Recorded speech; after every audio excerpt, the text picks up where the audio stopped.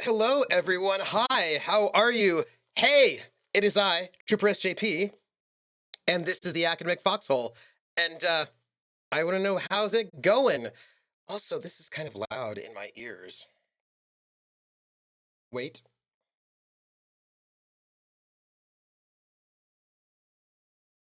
Nope. Yep. Last time I did that, I turned down my microphone. That was the wrong one, but I got it. Hi, everybody. How are you all? It is I, Trooper SJP, and this is the Academic Foxhole. We're doing Mac Thursday gaming, and we're playing Disco Elysium. Theoretically. Theoretically. We may have other things going on, but that's technically what we're doing. Hi, everyone. How are you? I have things that I want to share with you all. First off, it's so lovely to see you all. Disco never dies. Um, PH, I want to say something, PH, to you. You have been sharing stories over the last couple of years about all of the work you're doing in your community to make it a better place. And I want to say that I respect that quite a lot. And I want to say, keep on keeping on. And good for you for caring and being involved. And even when you get setbacks, you don't let that stop you from working to work to make the place, your home, a better place for yourself and others. And I think that is really awesome. And a lot of people don't do that. And things only get better because somebody doesn't give up and somebody keeps doing the work. And so I just want to say hats off to you for continuing to do the work. So I'm going to cheers. Here's some water. Maybe water's not the most exciting thing, but water's good for you. It's also really hot out, so hydrate. Mm. Uh, Disco never dies, neither do the best ties. That is fair. I intend to keep on keeping on. Also, you're welcome. Also, PH, here's why I'm telling you. I think it's important to acknowledge when people do good things. You know? That's what I wanted to say. Good morning, Polished. How are you? I hope you're well. Is it hot where you're at? Because it is hot where I'm at, only for the next 2 days. But there you go. It is hot where I'm at. Let's see. We're gonna do a giveaway today. I have one, and if I don't forget, I will do the giveaway. I've got something called what are we gonna do? We're gonna do Ukulele and the Impossible Liar. I don't even know. It's an indie game.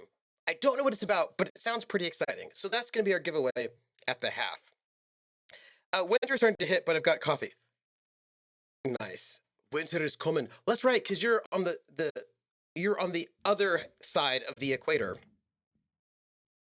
hemisphere, which means you're coming into winter as we're coming into summer.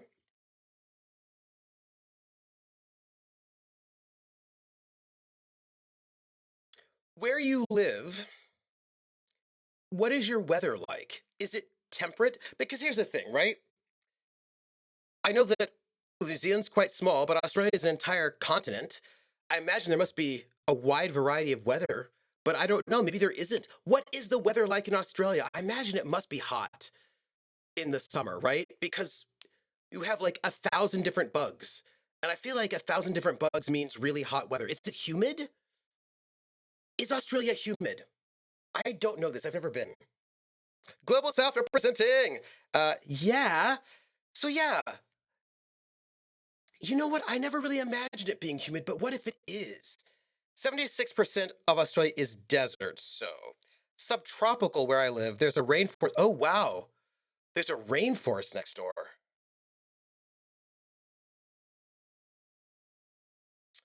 That sounds very humid. That sounds like there are bugs.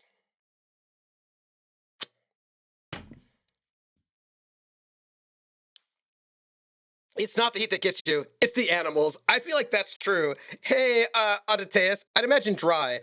Firehawks being a thing with setting brush fires. Ooh. Hey, I was hearing, after the big fire that happened in Australia, I heard that one of the biggest dangers to wildlife after the fire was over were feral cats. Because apparently, feral cats were like, let's kill things. Because there were all those animals that were weakened because of the fire. They weren't dead or anything, they were just weakened. And apparently, bunches of feral cats were like, let's just kill things. Not because they were hungry, but because they thought it would be fun to kill animals. And so they killed bunches of things. And so apparently, feral cats were like a big issue in Australia after the fire. That's what I read. That's what I read. Ooh, thank you, Krellin. Extreme humidity. Ugh. Australia has pretty much most climates. Yep, feral cats are a big problem, and they were hungry. Oof. Oof. I was talking to Laugh Love Lindy, I think. Yes, I think so.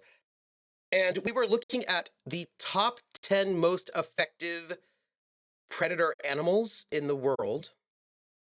And I think the list might have only had the top 9. But the number one is a wild dog in Africa. It's like some sort of dog, a wild dog. But number 2 through 7 or 2 through 8 were all various species of cat. The number one was this sort of black-footed cat, I think, from somewhere. It's not particularly big. It's a wild cat, but it's not particularly big. It looks a little bit like a house cat. But then, lions and cheetahs and things like that. But basically, wolves were much further down on the list, right? So of the top 9 or top 10 most successful um, prey animals, predatory animals, like the majority of them were some sort of cat species. Oh, and I think rhinos or hippos were on that list as well. It might have been a sand cat, Clockwork. It was some sort of cat, a wild cat. Um, so Australia is the USA of the Southern Hemisphere. Well, Australia has a very interesting country music tradition, so maybe. Dragonflies are up there. Oh, Polish. Actually, I think they're up there as well. Dragonflies. It's really funny what things are in that list of being really successful hunters, and you're like, oh, I'm glad they're not hunting me. I love the description of house cats as God's perfect killing machine. Yeah. I think it's the African sand cat. Those things with 90% kill rate. Yes, that's right. Yes, Clockwork and Carlin, right. It's the African sand cat, right? Uh, you know what, though? New Zealand might be Canada. We have to find out whether or not there's a Celine Dion from New Zealand. That's what we have to find out. Yeah,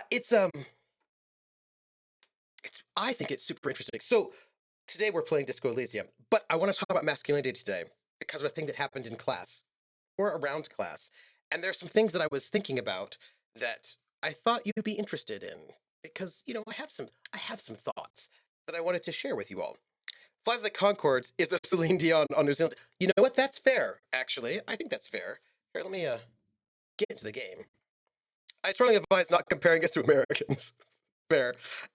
Hey, Josh, how are you? How are you? Hey, everybody. So we're here, right? And we've got this dead body that we have to deal with. Also, in case anybody's wondering, I know there's some sort of voting mechanism. I don't know how to get it to work. If anybody does know how to get it to work, you should tell me. Quick save load options main menu. I feel like there's some sort of there's some sort of voting mechanism. I don't know if I trigger it myself or if I don't even know. If somebody knows, you should tell me. So, let's see what our. There we go. Dragonflies are accredited predators both as adults and as. Wizard as larvae? Ooh. That's, weird. Okay, so let me tell you about this thing about masculinity that I wanted to share with you all. And we were talking in class today about sexuality. It's interesting.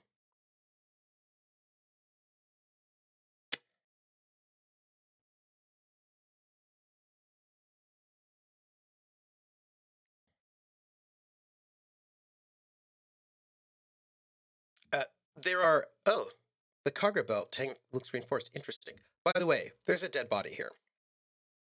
So, I teach classes.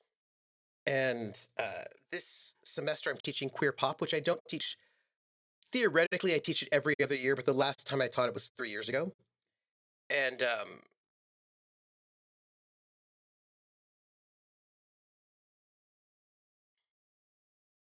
it's an interesting class. Not 2020 was pretty decent, but the time before that was like 2016 maybe. It was terrible. People were very, very weird. It was slightly unpleasant. 2020 was okay. 2023 is really, really good actually. It's a great class. They're kind and thoughtful, so that's really, really good. Yes, strong dragonflies are already huge. Oh, for insects and live among the vegetation of slow streams and stagnant waters looking for prey. Ooh. Oh well, it's like the hangman, like the tarot card. Yes, it is actually. Speaking of which, do you think we should try to take the boots off? Or do you think we wait until the body's on the ground before we do that? Let's inspect the tattoos.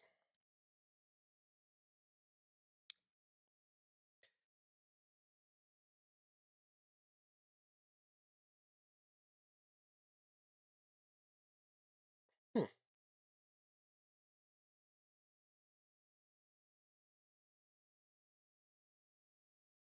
Hmm. Interesting. They're big enough to hunt tadpoles and sometimes very small fish species. Oh wow. Hey, Gritting Moon. Hey, Hawkeye.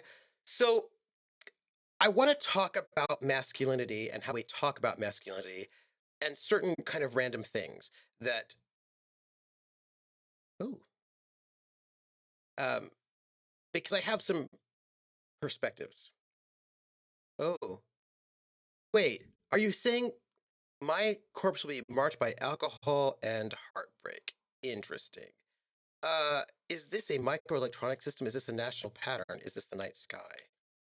Uh, let's go with microelectronic system.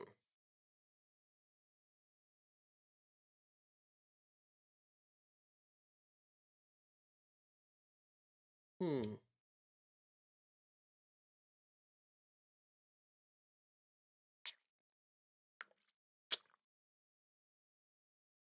Huh. I'm missing something here. So am I. A sudden ringing fills the air as the lieutenant pulls down the zipper of his orange jacket.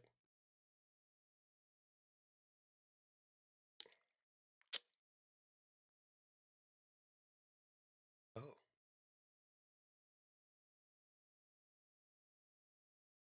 what's that?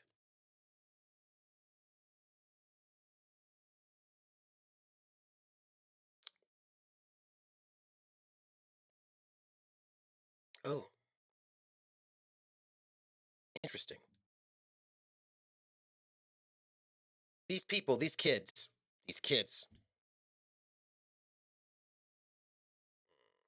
Kim is such a pro, right? He produces two metal capped ampules and clicks them into place on the side of the apparatus. A thin slot shines there. This is some kind of very interesting alternate universe. He points the camera at the corpse, peering into it. The lens needs adjusting. Then,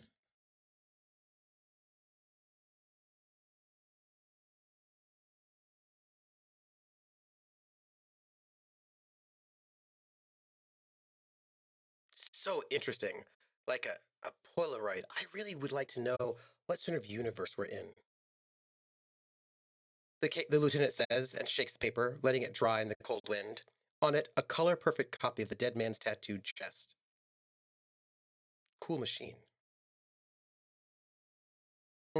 He slides the camera closed and tucks it away on his belt.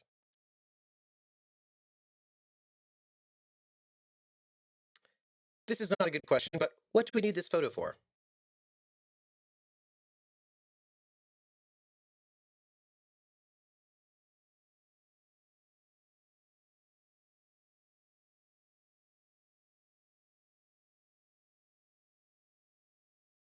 Hmm. Uh, can I have it? I should look at it later without the corpse smell. He hands you the piece of rolled up photo paper, no larger than a pack of cigarettes.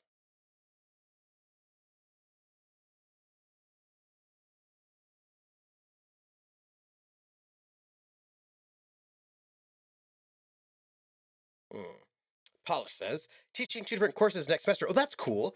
I'm excited for one of them, a big focus on simulation. Oh, that sounds really cool. Oh, that's neat. So I want to lay out a couple of ground rules. Oh,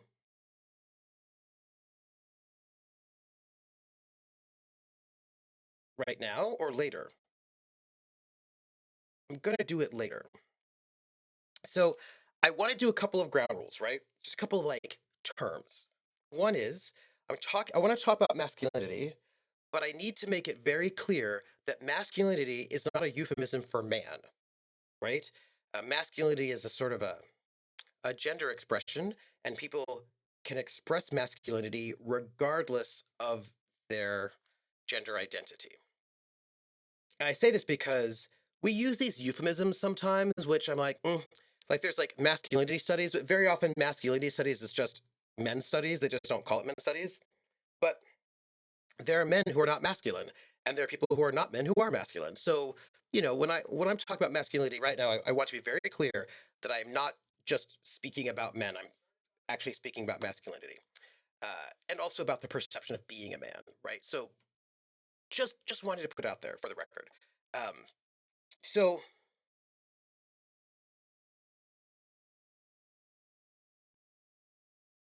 so here's the thing, right? I have a student who is transmask. We're going to inspect the belt, and this student is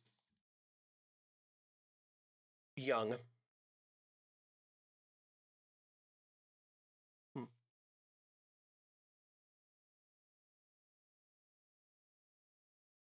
interesting. Uh, he's young. He's like a first year student, right? Oh,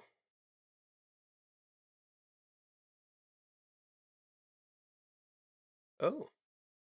Don't ask me how I know, but this is a lashing belt used for airlifting cargo.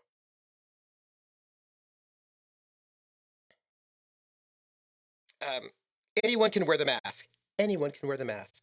So, um, I had this student who's a trans mask student. I was talking to them later. It turns out not everybody, but this student reads to me as masculine. And apparently they're not out to every, so some people don't know that. But this student was saying things in class that were a problem. And I had to take him to my office to have a conversation with him about some things because he has not been trans masked very long. Before this, he was being perceived by the world as a woman, like as a butch lesbian, I suppose. And now the world's perceiving him as a man, although he identifies as non binary, and as a masculine man. And I had to have a conversation with him because he does not know what that means. And it means there are things that come with being read as a masculine person that he was not aware of. And I had to have a conversation with him about it. Um, and what I had to tell him was, you are saying things in class that were you perceived of as a woman, it would be okay for you to say, but you are no longer perceived of as a woman. And so you cannot say them anymore because people will assume you mean bad things by it, or they will not give you, like, they're going to assume bad things about you if you say these things. There are certain things that if you say them and you're not perceived of as a man, it's liberating and positive and empowering. But if you're perceived of as a man and you say them, you are a bad person. And that's not fair, but that's just how it is. Um, right? That if we gave people the benefit of the doubt, then you could probably say those things. But we don't. And so, because you're now being perceived of as a man, even though you identify as non binary, you no longer are able to say or do certain things that you could do before because that would be a problem. And it's about the same activity when done by different people is interpreted in different ways.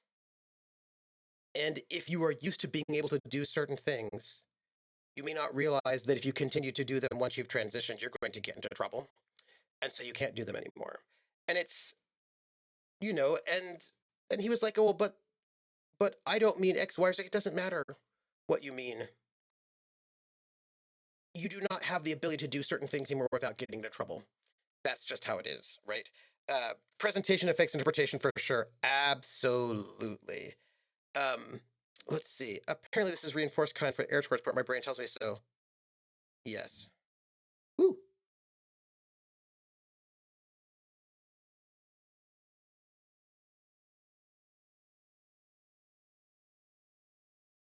Huh. We're assuming dock workers from the harbor did it? They sure wanted him to stay up there. The rope was reinforced with steel wiring. Let's say that.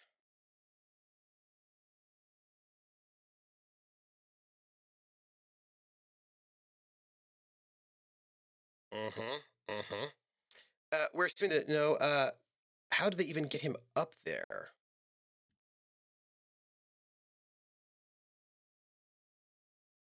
He points the buckle, tying the belt to the branch.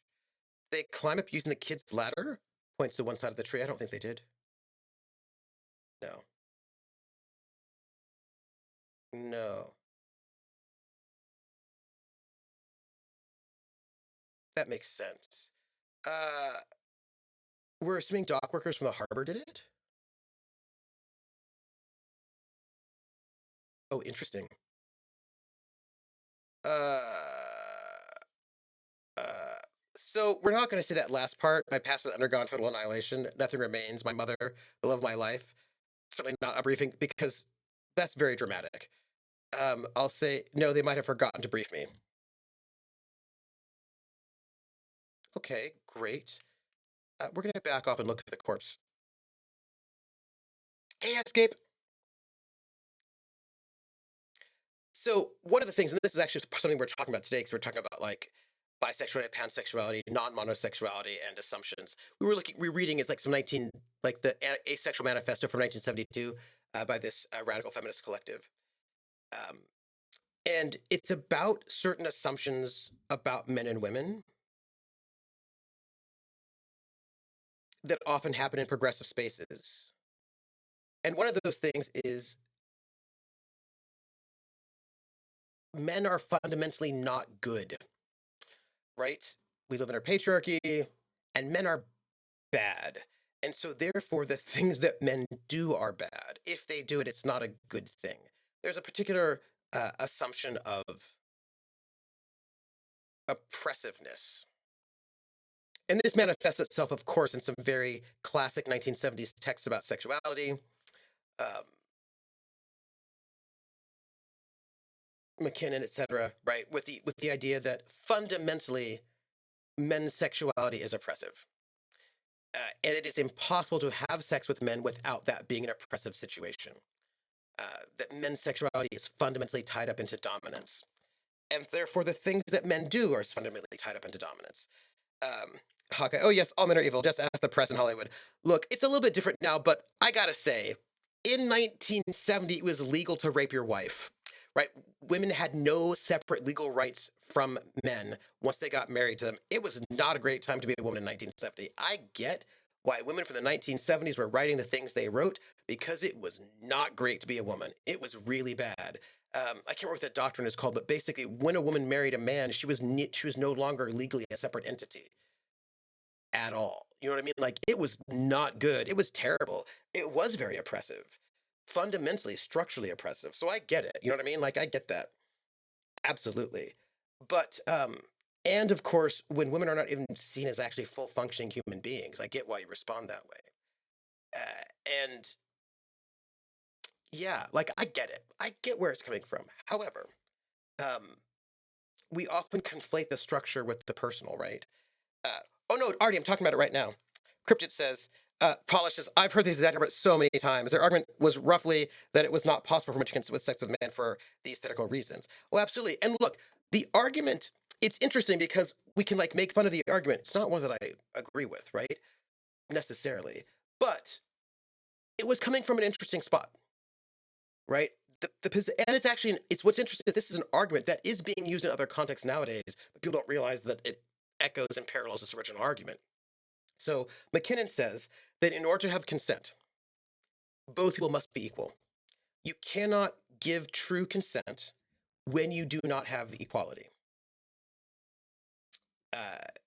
Which, by the way, is one of the arguments the ACLU is making right now about plea bargains in prison. They're saying that people who are currently imprisoned awaiting a trial cannot give meaningful consent to plea deals because the power imbalance is so great that when the DA is like, we will keep you in prison awaiting trial for 2 more years, where it's really awful for you, or you can just accept this plea deal, and then we'll let you out right now. That actually is not. That's not actually true consent because the power imbalances. It's like basically coerced, right? It's coerced consent. And McKinnon is saying in the 1970s, when women did not have equal rights legally, right, and when women who were married ceased to be separate legal entities and did not have, like, I mean, it was really bad. That within that context of legal inequality and social inequality, women cannot give meaningful consent to have sex with men. We can have a discussion about the argument, but I think to just dismiss the argument out of hand is not taking into account the context of the situation where that argument was being made, right? Yeah. What level of power imbalance is acceptable versus coercion? Um, that's a good question, Polished, right?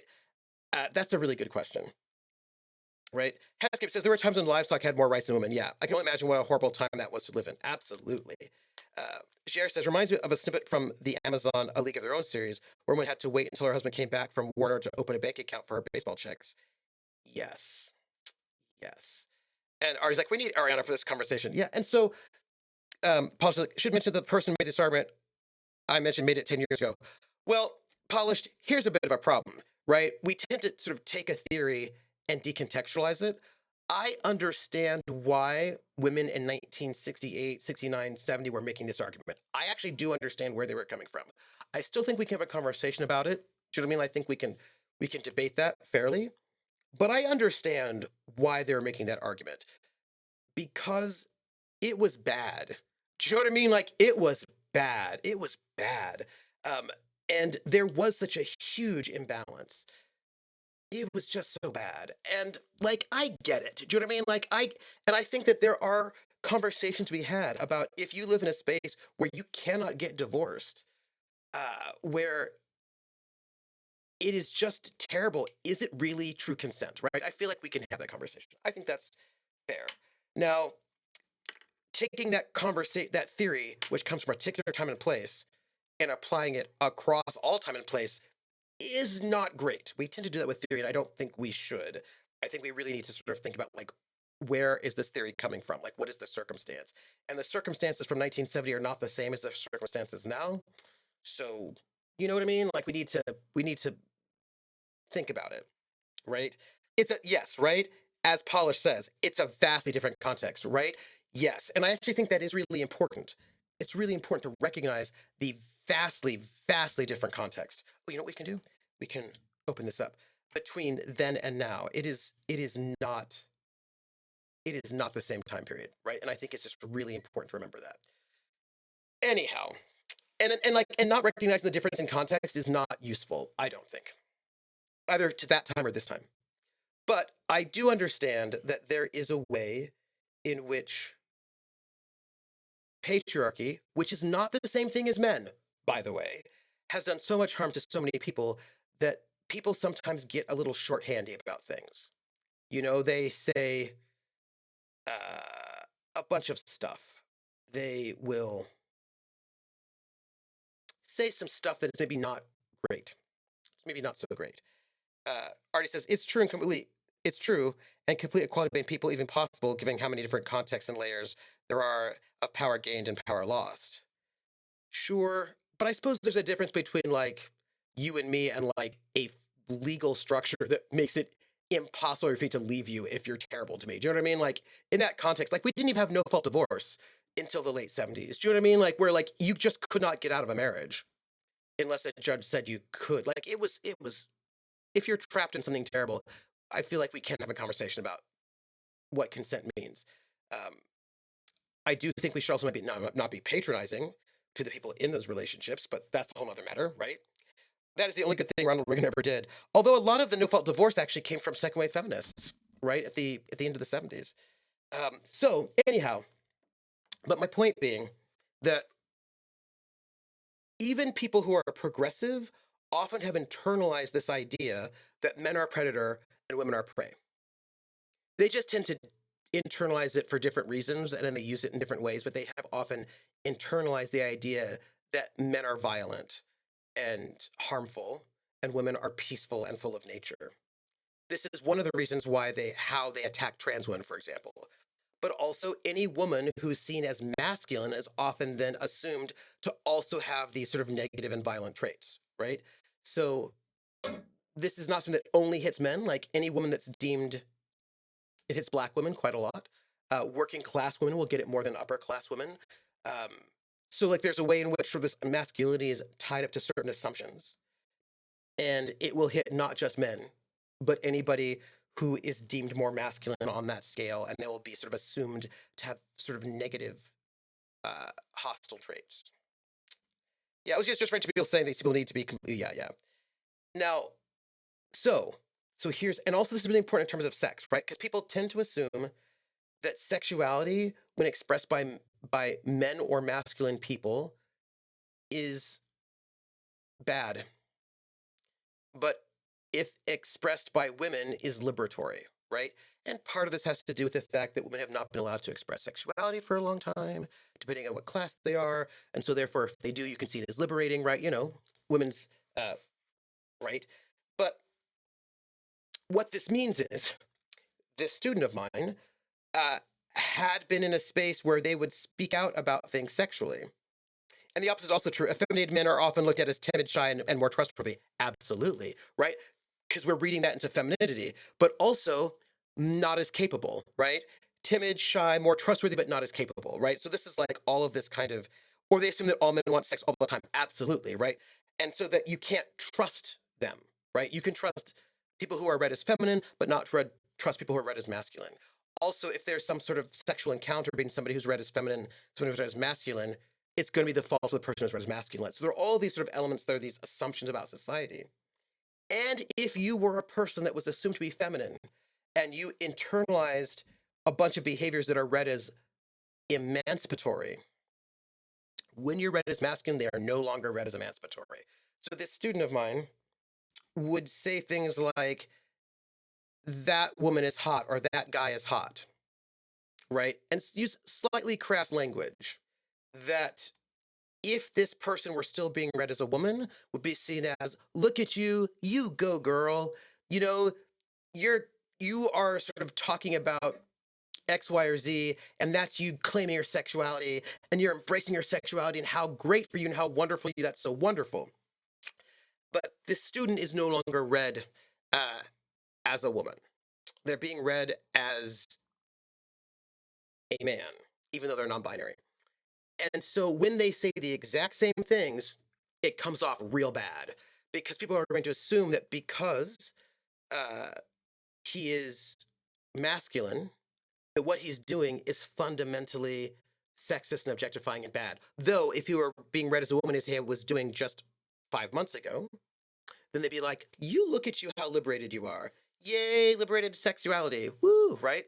And he did not realize that this shift had happened and what that shift meant because nobody told him because he's 18. And also talking time, right? You know, men get more talking time in the classrooms than women do.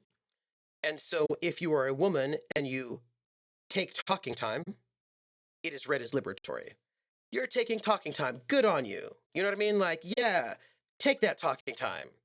Because men have too much talking time. You should take talking time. But so this student had practiced and overcome, right, the sort of pressure not to speak and really sort of embrace speaking in the classroom, which was seen before as something liberatory. However, they're still doing it now when they're read as a man and is no longer seen as liberatory, it's seen as oppressive.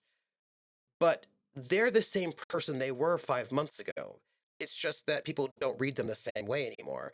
And they did not understand that. So I had to take him into my office I had to say, hey, we need to have a conversation about your behavior in the classroom. You need to know that people are going to read this really badly because you're read as male. And he was like, but I'm not male, I'm non binary. It's like, it does not matter. You are masculine and you're read as male. So people will read you speaking in class as oppressing women. They're going to see your speaking in class as taking up too much space. They're going to see you talking about sexuality in the way that you do, not as like liberatory sexuality, but as objectifying and sexist. You need to know that because you are read as a man now, you no longer have the ability to speak in the ways you did in the past without that being a problem. You have to know that. And I said, you have to know that people are now going to look at you as a predator and as dangerous. You cannot walk down the street anymore the way you used to. You cannot interact with women the way that you used to. Some women, sure. But you need to know when you walk into an elevator that there are going to be women who are going to see you and see you as a potential rapist. And you have to know it. You cannot be cavalier with how you speak to women or about women, how close you stand to women. None of those things you can do anymore. Even though you're the same person, you can't do it because the assumption is that you are a potential rapist and dangerous. And people are not going to assume good things about you. So you cannot do the things that were once freeing and positive. They are now oppressive and negative, and you can't do them. You can do them with friends in private, with people who know you well and are not going to freak out about it. But now that you are being read as a man, even though you're non-binary, you no longer have the ability to behave in the ways that you have done before. It's a bummer, but it is what it is. And he did not know that. He didn't know it. But I had to tell him. You know what I mean? Um, okay, is the vote for meditation thing part of the game or some kind of overlay thing? It's an overlay. Artie Snack, if you click on it, there should be a button in the top right or the top left that'll help you close that overlay. Right? Not a fan of statements like that about real people in general. Yeah. But if a guy says that he's sexist scum, absolutely. Yep. Um, no. You can click on it. I'm gonna just read on the talking time one, but I get your point. You have a different set of privilege cards. I hope he listened. Yeah. Um, so the thing is about the talking time is that there have been studies that show that men get more talking time in classrooms than women do. They take up more time. They get like teachers call on men in the. I mean, maybe not in Australia, but studies that have been done in the United States show that teachers, even women, teachers who are women, call on male students more often than they call on female students, and that male students get more talking time in the classroom than female students do. Now, this may not be true outside of the United States where those studies have been done, but in the United States, studies have shown consistently that male students get more attention and more talking time than female students do in the classroom. Hey, Ezra, how are you?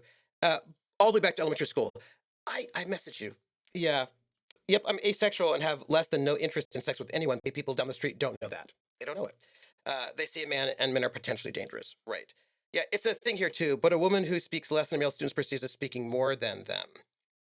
Um, yes. Yes. So here's the thing. And this is what I was wanting to say about progressive versus like conservative spaces. Um, I am in really progressive spaces. And the spaces that I'm in are full of very progressive people who see men speaking at all as a problem, right? There's like kind of like an overcorrection. Uh, I also did go to a women's college, but the like this class right now is full of women's studies majors, right? Like the people in my classroom, nobody in my classroom is a conservative dude. I have no conservative dudes in my classroom. All the people in my classroom are very progressive and are wanting to sort of fight for justice. And that tends to mean kind of saying awful things about men quite often because that is seen as progressive, and saying awful things about masculinity quite often because that's seen as progressive. And pressuring men not to speak because that is seen as progressive. regardless of who that man is or what their background is, if they're neurodivergent or whatever. So yeah, like uh, uh, I'm in a context where people have heard of those things, and their reaction to it is a kind of an overcorrection. Um, yeah, all the way back to elementary school. When I was a teacher, they taught us to use randomizers not to call males more often. Yeah, Paula said, so if people listen to a conversation, they'd assess the speak time incorrectly. Several says, yeah. Hawkeye says, sadly, pulling the pendulum back, they forgot about swinging it just as far back the other direction. And so, like, this is the thing, right? I think that we still live in a sexist society, right? Which can be both true and very helpful. Yeah. So we both live in a sexist society, right? It's not like women have more rights than men, they don't. We just have had a rollback of a lot of women's rights, right? You know what I mean? Paula said, I remember a male student of mine being told no men were allowed to ask a question until a woman had raised her hand. Oh, I have certainly had that happen before. And absolutely seen that happen.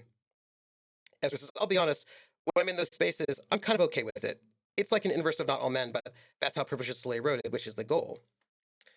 So the thing is, and this is what I want to talk about, the problem is that I've read about diversity classes where white males aren't even allowed to speak because it's our turn now, you need to shut up. And the thing is, I actually think that sometimes that's good. It depends on the context, right? And it's usually not said that way, but it's usually like, you should probably listen, right? This is a time for you to listen because this is not something that this is like, you're not the center of this story. So listen first. Because I'll tell you what, I've been in classes where people who decide to speak up on things are like, oof, oof, oof, right? It's about listening. And I think it's fair to say you should also be listening. And you have not been yet. I think that's also fair. Same with Black Space or Dark Smoke. Yeah, context is so important. But, and this is the thing, again, I will also note that in society in general, men still make more money than women do. The vast majority of politicians are still men. The vast majority of CEOs of Fortune 500 companies are men. Like, we still live in a patriarchy, right? That is 100% true. We do not live in a patriarchy. We still live in a patriarchy. Once they say that you're willing to listen respectfully, it tends things up, and that's also true. Once they say that you're like cool, things tend to chill. Men are more likely to be believed. Men are more likely to be believed and listened to than women. Figures of authority, like all those things, right? We men start on third base and think we had a triple. Yeah. So all those things are true, right? We still do live in these spaces. And it's also true that when a person first learns about injustice, they often, when they did not realize it before, and then they realize it, it can be overwhelming. And people are in that process of learning will often respond perhaps with not the most nuance. Josh says, the systems that cause the violence are still upheld for sure. Absolutely. Right. And I think it's not about defensive. It's like when somebody, let's say you are, I went to women's college. I've seen it all the time. There are a bunch of women who they arrive at that women's college and they're not like other women. They hate women because they don't like women because they're cool. And they don't think there are any problems. And then they're like, realize actually, no, wait, hold on a second. Oh, wait, hold on. Actually, there is a lot of sexism and they didn't realize it. And then they get really angry. You know what I mean? And they say a bunch of stuff. But in that context, it's fine because they're just saying amongst themselves and it's cool. And then they sort of like grow and sort of gain nuance and sort of are able to sort of become like effective and awesome. There's a process of learning and growing, right, that happens. Polish says, humans also tend to say the cringiest things at the worst time. Absolutely. I've certainly had those moments. It's about the harm a potential messy statement can make as well. Absolutely. Absolutely. Right. And so I think sometimes we have to recognize that people are in a space. Do you know what I mean? Like, if you're just coming into your own at that moment, I don't know if you know this, the woman who wrote that blog, your faves are problematic, was talking about the blog. That's a blog that was on Tumblr, had 50,000 viewers at its peak, which was like 2014. And it was all about calling out various celebrities for being problematic. And then people would be like, "Oh, they're the worst," right? And she came out with a blog post recently where she said that she really regrets that blog. Nobody realizes at the time, she was a senior in high school, and she had been harassed by her peers, her male peers in high school. Like, they said terrible sexist things about her on Facebook. Like, she was bullied in sexist ways and nobody did anything about it at all. And then her sister died in a car accident and she was grieving and she was stressed out. And she just kept seeing all these people do terrible, awful things and never getting punished. And so she starts writing this blog post, write this blog, which first started with her peers in school. Then she got threatened with expulsion if she wrote about her peers. So she wrote about celebrities. And she's like, this celebrity did a racist thing. This celebrity did a sexist thing. Everyone's like, oh my gosh, so problematic. And she looked back at it now and she's like, I realize now that I did not have the capacity at that time for nuance. And I just wanted somebody punished. I just wanted people punished because nobody was ever punished. People did bad things, they always got away with it. So I just wanted to see somebody be punished for their behavior, anybody.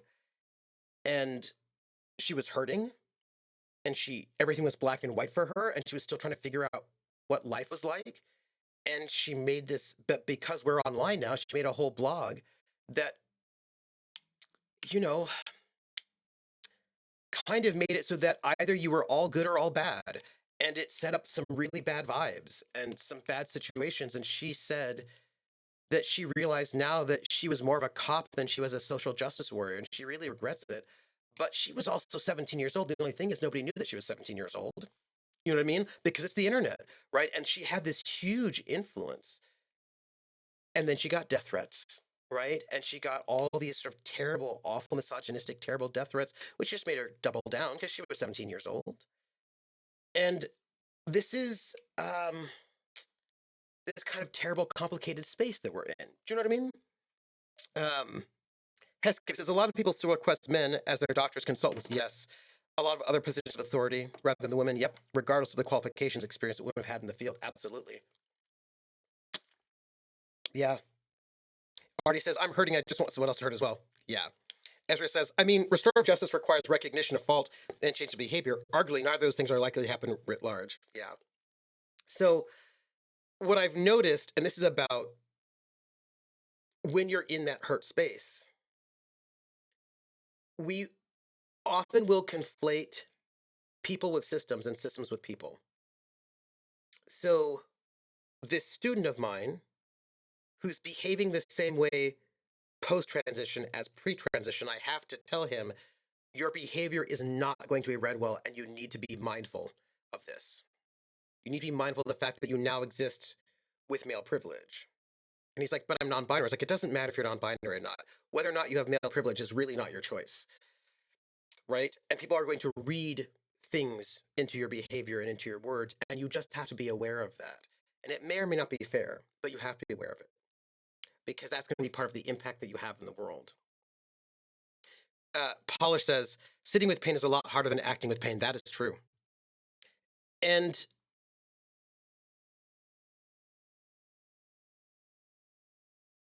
we have used a phrase that I personally feel somewhat uncomfortable with. I accept it, but then not, depending how do you use it. And that phrase is, it's good to punch up, but it's bad to punch down. Which I don't think you should punch down. That's true. I don't think you should punch down. That's fair. Although, to go back to something that Polish said, Polish did not say exactly this, but was along the lines of what Polish was saying, which was about when Polish said, how do we know, right, how much imbalance is enough to make that tip between when you can no longer consent, right? Like, where is that line? Yeah, when exactly do we know whether or not you're punching up or punching down? Right? There are people who are like, well, I'm punching up because that's a man. I was like, well, okay, but that is a neurodivergent man of color and who's poor, and you are super wealthy and first world, and that person doesn't even have citizenship. Like, when is up and down, right? Because, like, the thing is, we're intersectional. Intersectionality says that it's not so easy black and white, that you're up and I'm down, because those things can really, move. Right? That can move. But also, as Hawkeye says, either way, you're still punching, right? And yes, I suppose it's better to punch up than to punch down, right? But what are you doing? What are you doing? And for me, it's a intersectionality and hierarchy is a weird combo, and that's the thing. And I think that's the really important point of intersectionality, which people often just ignore, which is that we are all intersectional in both privilege and oppression, right? Like I can talk about vectors of oppression that I have, but I also have a US passport. And that is a huge uh, global marker of privilege. Do you know what I mean? Like that's a big one. That's having a US passport, that's some first world superpower privilege. And all the other things about me, that is still true. And I cannot ignore my privileges. It's easy to do so because we conflate having privilege with being a bad person. And that's not fair. Having privilege is not even your choice. Do you know what I mean? Like you don't get to choose to have or not have privilege because privilege is not does not belong to you. It is conferred upon you with or without your consent by society. So having privilege does not make you a bad person.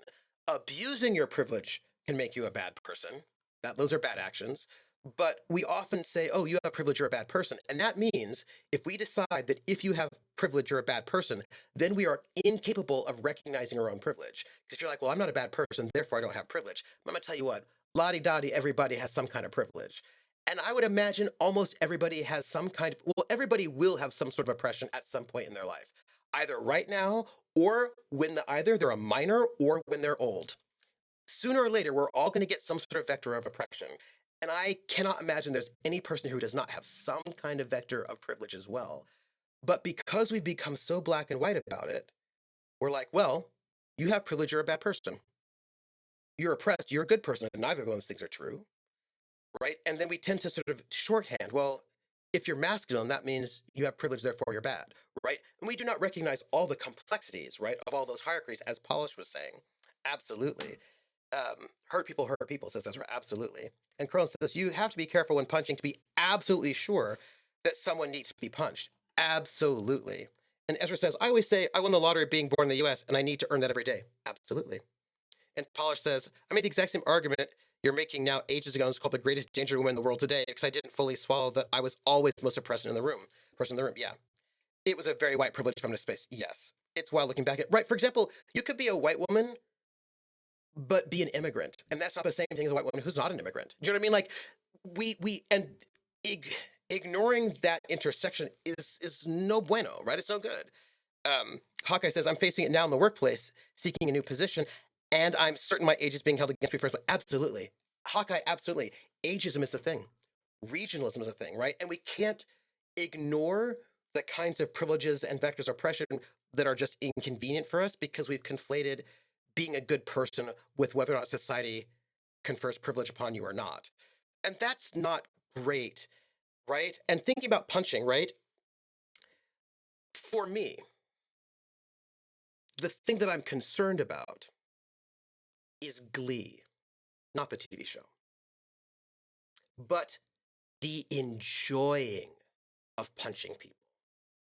There are people I have seen, often people who have a lot of privilege, who really want to punch people. Do you know what I mean? They really want to punch people. They really love the thought of punching somebody real hard and making them bleed. But they know if they do that, they're going to be seen as a jerk. So they're just like, I'm going to punch people who seem to have privilege. And then I'm going to seem like a good person because I'm punching up. But what they're doing is reveling in committing violence upon people. Do you know what I mean? And that makes me feel uncomfortable. It becomes a form of justified bullying, that it's okay to punch some people because those people are bad, right? So you can just kick them in the face over and over again, kick their teeth in, and that makes you a good person as you stomp on them because they're bad people. And I'm like, ooh, hold on, time out. This makes me very uncomfortable. I do not think you should be enjoying yourself this much at all. Do you know what I mean? And like, what are you doing? I'm like, well, they're bad. Do you like bad people? And I was like, no, hold on. Wait. I'm not uncomfortable with where we're going right now.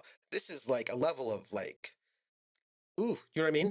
But they're bad. It's good for me to do it. Is it? Is it good for you to do it? Is it? Is it? Is it? Uh, Yeah, to be fair, that TV show was a bit of a problem. Yes, Ezra says, but there is a gradation there. For instance, I'm very comfortable. I'm a very comfortable white male. I'm okay with some hardship. It means others get to move up closer where I am. Sure, sure. But here's where I'm going to go. This we were talking about. Paul said, remember a discussion we had about the age of apology a while back or this? Yeah. Also, how we don't forgive people either. Like, you have to make amends and have apologies, but some people will never accept your apology because you belong to a class of people they don't think ever can be forgiven, right? And the thing about this is, I will do a thing with women first. It'll be easier because people will accept when I say things about women because we don't like men, right? And that's part of this conversation. That if I want to make you sympathetic to my argument, I can't make it about men because you're not going to be interested in anything that has to say that might talk about men's feelings because you think men are bad, not you. You know what I mean? But this happens all the time. If I want to make an argument about how we're treating people poorly based on gender, I cannot make it about men because people are not going to be interested and they're going to push back, even if actually that's important, right? So I will make this argument about women because I actually have an example where this also fits to try to get there. And I'm going to note that rhetorically, I have to do this about women because you don't care, not you personally, you know what I mean. So there was a woman I knew. She was a straight woman, and people were like, "You're queer," and she's like, "No, I actually I'm not. I'm straight." And they're like, "Yeah, but I mean, you're not really straight. I mean, you're really queer." And she's like, "No, but I'm not queer." And they're like, "Well, but I mean, like you're cool. You know what I mean? Like you're a good person. You're progressive. You're nice and positive. So you can't really be straight. So like you're honorary queer because you're a good person. Because straight people are fundamentally gross." So she said to me, how am I supposed to feel about myself? Right? That because I'm cool, I can't actually have my own sexual identity. I actually have to be honorary queer because the setup I'm getting amongst this progressive group of people that I'm hanging out with is that to be a straight person is to fundamentally be a bad person.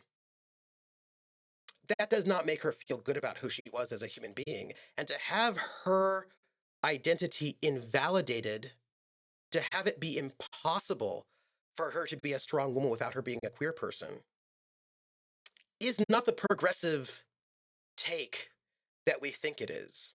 Do you know what I'm saying? Do you know what I'm saying? Uh, yeah, I think it's okay on an individual level. An apology does not have to be accepted. Nope. We demand a perfect apology that must be public into the community, despite having no intent of forgiving. And also, maybe the public is it's none of their business. Yeah, because the A stands for ally. Yeah, the concept of inherent evil is a wild one, and so people are much more sympathetic to that. But when I bring it over to men, for example, then people are going to push back. They're like, yeah, but when I say that, I mean the kind of progressive circles that I hang out in. Because here's the thing: we have set up a situation where the only way to be an authentic straight man is to be a horrible person. That's the setup we've had. That if at any moment you are not a horrible person, they're going to take you out of straight maleness. So what happens if you're a 15-year-old guy and you're being told by progressive people that to be you is to be terrible and not privileged, but I mean terrible, and that you should never be trusted, and that anything you do and say should be taken as an assault. Now, the people who are saying this are also hurt, but you don't know who you are yet. What does it mean to tell someone? I was talking to somebody, and I know nobody has any sympathy for cis straight men. I know, but maybe we should. But I was talking to this guy, really sweet guy, really nice guy, and he had grown up in pretty toxic masculine spaces with some like gross dudes who were pretty toxic and horrible, and he just didn't want to be like that. So he wanted to be a different person, a better person. And so he started hanging out with a bunch of these folks that I'm talking about, and they told him a lot of things. And I remember talking to him once. I'm going to say some stuff. Trigger warning, I'm going to be talking about male sexuality. Uh, and we were talking, and he's like, I'm going to no longer uh, masturbate. And I was like, oh, why? And he's like, well, because male sexuality is bad. You know what I mean? Like, it's really oppressive to other people. And so I really should not engage. I shouldn't think about sex or engage in any kind of sexual activity because it's just fundamentally bad. And I've got to learn how to be a better person. And to be a better person, like, I should just not really think sexually. And I was like, that's unhealthy. He's like, yeah, but no, but like it's just really oppressive and like I don't want to objectify people or and I was like, this is not healthy. It's not healthy, right? The idea that fundamentally anything you do sexually is oppressive is not healthy. That's shame based, and it is not going to lead to any kind of positive outcomes for anybody, right? But the people who he reached out to try to figure out how to be a better person told him that, and that was thought of as a progressive thing to say, and that it's okay to say those things because men are the worst anyway, and also nobody really cares about their feelings. Which, by the way, you spend all of your time saying men are toxic masculinity. Men never talk about their feelings. Then men talk about their feelings, and we're like, shut up. You know what I mean? And we then frame that as a progressive thing to do. That is not going to build a generation of thoughtful and sensitive men. That is not going to get us what we want. If what we want is the ability to have a masculinity that is kind and that is not ashamed of itself, that can be nurturing and giving and can be held by anyone. If we want to have people who can engage with others with generosity and kindness, we have to stop telling them that no matter what they do, they're evil. Do you know what I mean? Like it's not great, and it might feel good. Do you know what I mean? It might feel good to say it, but that will not get us young men who are healthy. What's going to get us is young men who think they should maybe hang out with really toxic dudes who say really awful things because they're the only one talking to them. It might feel good to punch dudes in the face, but that's not going to get you good dudes. Especially when the only dudes you have access to are dudes who are coming to you to asking you how to be a good dude. You end up punching people who are open to listening to you. It's not good. And it isn't actually progressive. Do you know what I mean? You know what I mean? I always find it interesting, says Hawkeye, that when those fighting, insert the wrong here, defeat it and become the one in power, they do the same behavior to those now beneath them that they cried out against. Yeah. Too many progressive confuse inherent wariness with inherent evil. Mm-hmm. Polish says, it also creates a situation where you can use your demographic marker to label yourself as good and never then think about what you've done, right? Artie says, asexuality is not a moral position. Artie, you say that, but I just had my students read the Asexual Manifesto from the 1970s that actually framed asexuality as a moral position. Not even really a sexual position, but a moral position. That you choose asexuality because sexuality itself is immoral and oppressive. And so you choose asexuality to fight oppression. I'm just saying, people have positions. I do not agree with that. So although it's not my space, right? Polish says, there are a lot of abusive women out there who fundamentally believe they cannot be abusive, just to give one example. Yes, Polish. And it also erases domestic violence in same-sex relationships. Like, there are women who are dating other women and are abusive to them. Or they're abusive to people who are not women, right? But we can't see that because we've set up these weird moral absolutes that might feel like it's equality, but using the master's tools you're not going to dismantle the master's house with the master's tools, right?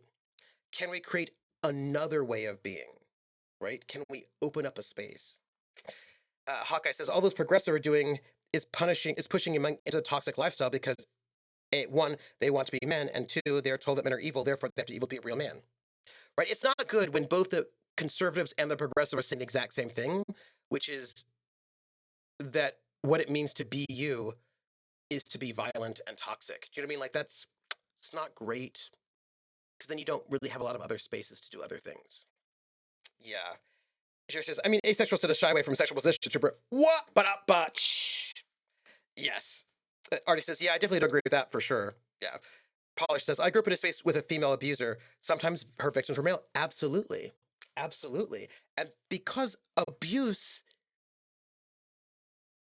is not genetic to one gender. Do you know what I mean? And yes, it is true. 90% of all violent crimes are committed by men. That is absolutely true. But it's not genetic. You know what I mean? There are a lot of things going on about that, but how do we change it? How do we create a space where you can be a man or a woman? You can be a person who's embraced masculinity or femininity and not do it in a toxic way. How do we open up a space for that while also protecting yourself from danger, right? Like, I am not saying that you should be like, oh, that random dude invited me into his van. I'll just go because I don't want to stereotype men. Don't get in a van with a random stranger, regardless of their gender. Don't do it. But are we allowing people to have a space to be themselves without shame, right? And guilt. Yes. Minor cripple, reported crimes. Yes, yes, reported crimes. Thank you. Yes, Krellin. Yes. Josh says, there is also a difference between a system of oppression abusing swaths of people and individual forms of abuse. Absolutely. Absolutely. But here's the thing that's really interesting about systems. The patriarchal structure that abuses women structurally is also held up by women, right? Patriarchy is also held up by women. You know what I mean? And we have to know that patriarchy isn't actually men. It's a social structure that is upheld by people of many, many different genders for many, many different reasons. And equating those things is not great because we then miss things. Like, one of the biggest campaigners against the ERA was Phyllis Schlafly. She did a lot to sort of try to stop women from getting the Equal Rights Amendment in the U.S. There were some of the really big and very persuasive anti-women suffrage activists were women, usually rich women who did not want prostitutes to be able to vote.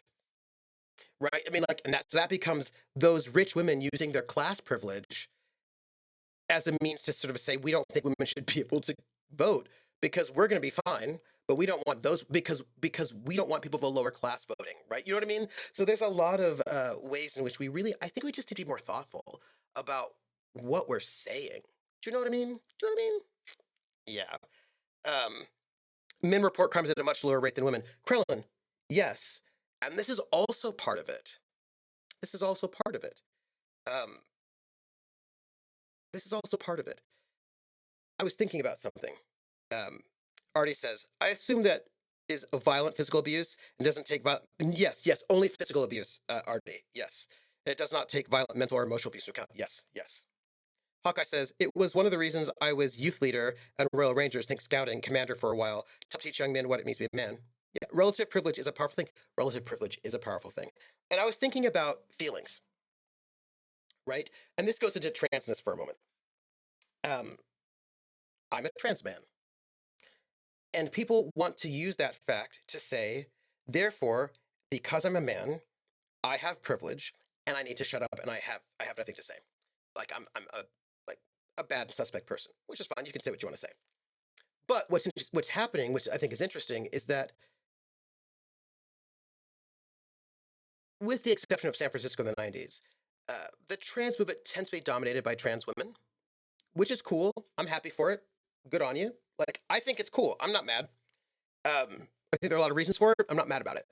But I don't tend to get happy when some trans man says, I really want to talk about erasure, right? Like the erasure of trans men. People don't even know that trans men exist. And I kind of want to talk about that erasure. And somebody says, you want to talk about erasure? You don't have hypervisibility. That's misogyny. You're being misogynist for wanting to talk about your feelings and problems, right? And when somebody who's thought of as masculine, this happens also for butch women, wants to talk about their feelings, they will often get shut down and say, nobody wants to hear about your feelings. Boo-hoo, world's tiniest violin for you with all the privilege.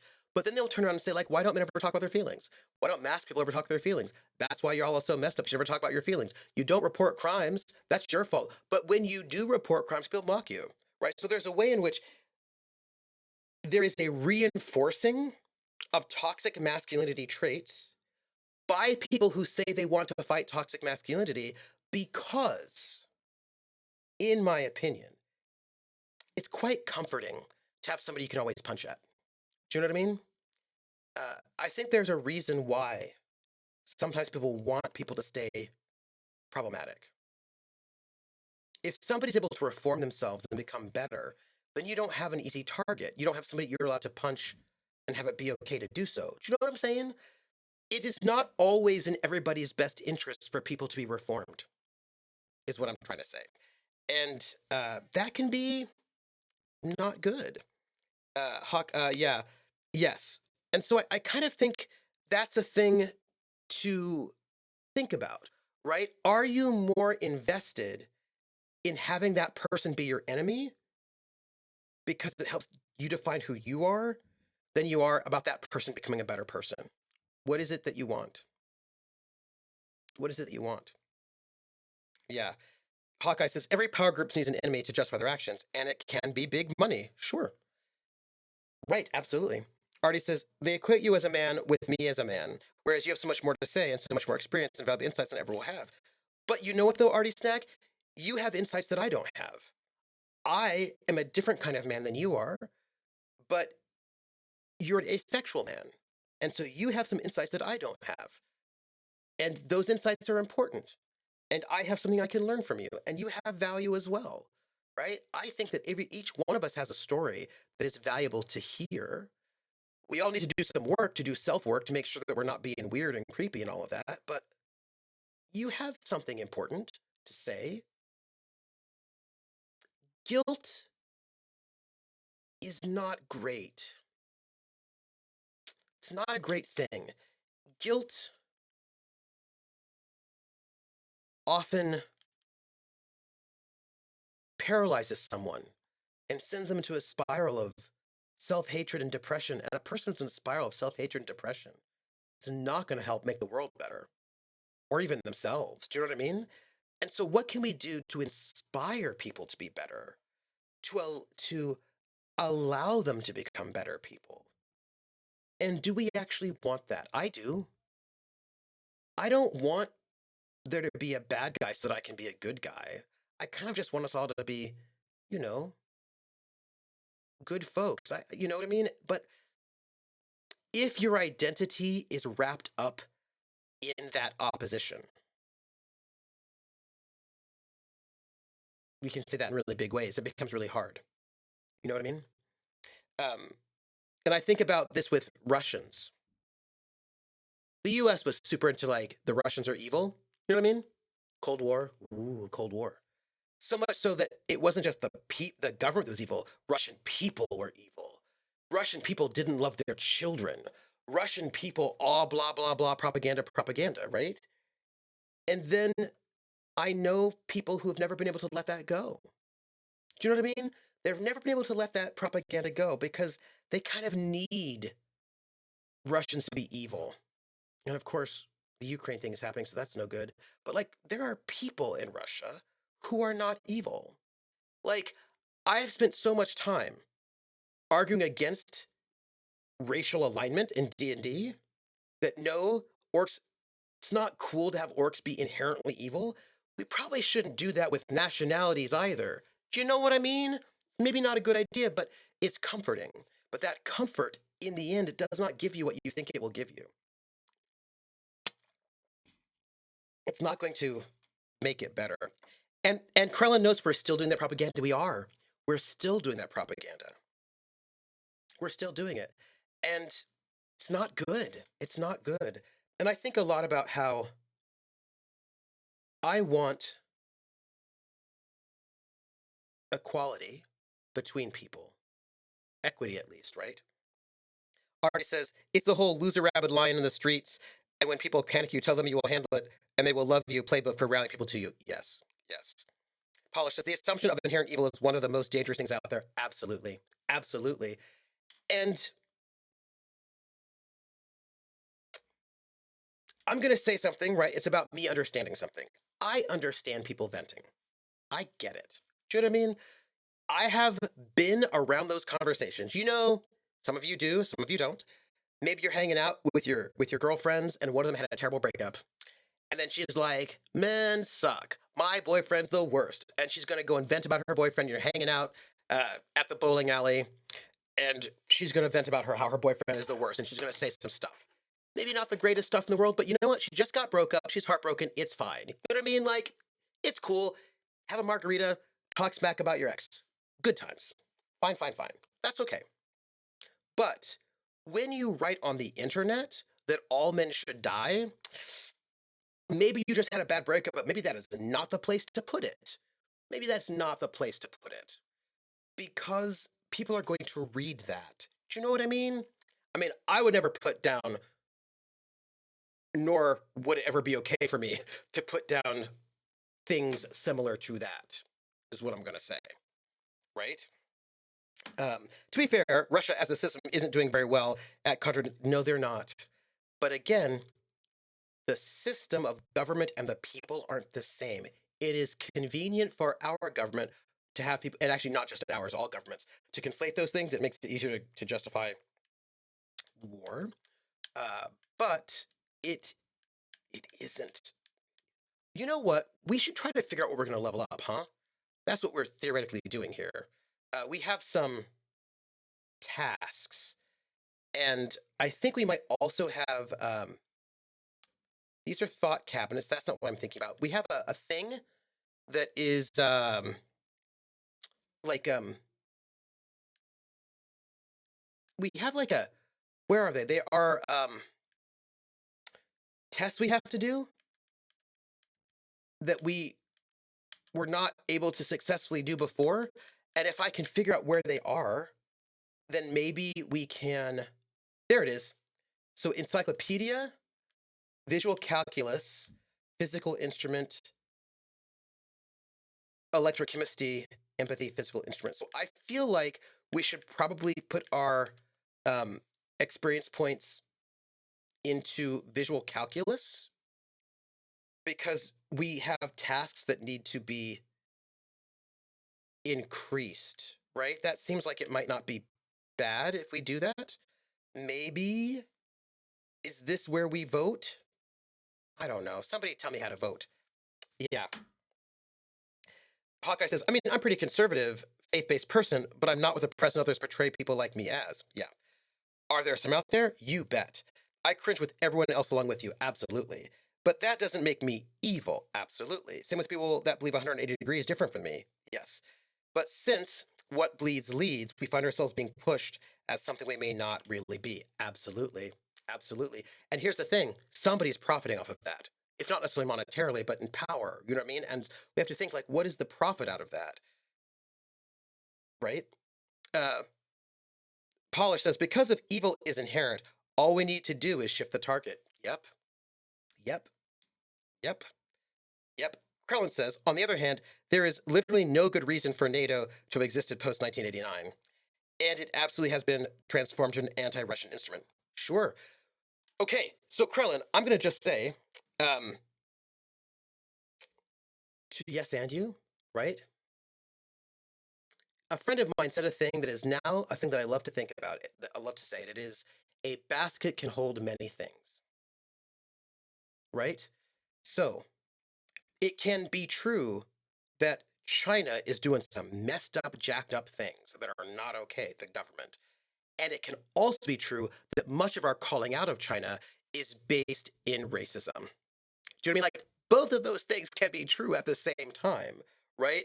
It can be true that our critique of something is actually really messed up and gross, while also that thing also maybe not being good. Do you know what I mean? Like, uh, at the same time, I remember when somebody was like, the United States should never get in any, like, no military action the United States has ever done has ever been good because it's always for political reasons and the United States is inherently evil. And anything the United States has done, anything, has always been bad and evil because of bad motives, da, da, da, da, right? And yeah, I just remember being in Germany and having some really old German who lived through World War II as a kid walk up to me in tears and say, "Thank you for saving us from Hitler." And he and they were the children at the time, did not think it was bad that we arrived. And they were like, thank you for saving us from Hitler. Thank you, Americans, for being one of the only allies who were not really awful to us after the war. And as a Black American, thank you for like a lot of Black Americans in the 1940s were being treated really, really badly by the U.S. government and by the U.S. Army, and they were really nice to the Germans, especially these German kids who are now the people who are really old. And it's sure we can say the United States got into World War II for also other reasons, and that we made out pretty well afterwards. But it could also be that it was maybe not bad for us to do it. Do you know what I mean? Like a basket can hold many things. Something can be done, can be both good and bad at the same time, or something somewhere in between. And if we can't hold that complexity and we have to turn it into something that's too simplistic, then we just get like white hats and black hats and we start punching people all the time. And that's maybe not so great, you know? Um, Artie says, it's why I've never liked the strict alignment system in D&D, as it makes killing an orc baby a good act. And that is so messed up on so many levels. Yes, Krellin. Sorry, Artie Snack. Yes, Artie, yes. And yes, yes, yes. Polish says, some pretty big alarm bells start ringing for me when people refer to themselves as a good person. It insinuates that that's what distinguishes them from other people. Ooh, yeah, yeah, yeah. I imagine you could probably say it in a way that wouldn't trigger my alarm bells, but there are certainly ways to say it that really do. Like, what are you implying, you know? Yeah. Artie says, Polished, yeah, I have that when people claim both they're an ally or a feminist. Yeah. Other people do not have this feature. Yes, Polished. My basket holds all my eggs. It's a good thing. And the U.S. Air Force. Complexity isn't a vice, no. Hey, Rissa says, and people can do both good things for the wrong reason and bad things for the right reason. Or a thing can be both good and bad, right? Something can be, and some things are just kind of complicated, right? I was thinking about, let me see, hold on. So are we going to go with visual calculus? Right? I feel like maybe we should do that, right? Visual calculus. The other one is physical instruments, which we're gonna. Does anybody know how we? I don't know. I feel like what does this do? Uh, Disco Elysium, visible. Add my channel. Build an extension. Report extension. No, it's there. It's in my channel. Uh,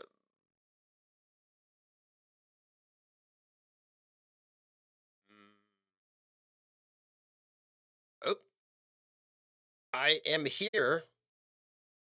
It's there.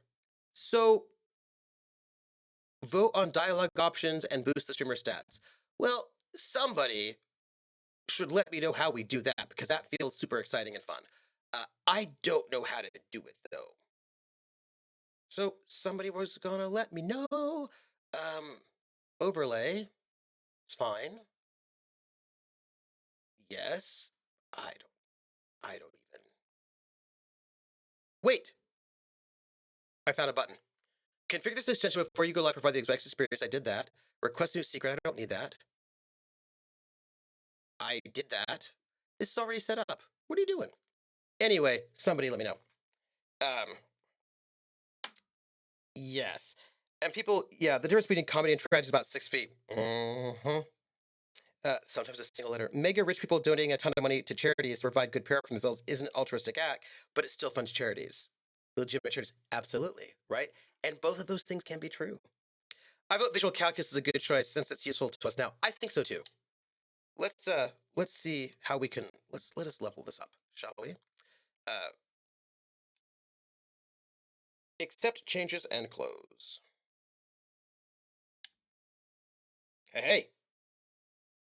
Sweet. We did have some visual calculus things to do. Let's see. Ooh, autosave. Let's see. We have some of this. Maybe we can roll again and.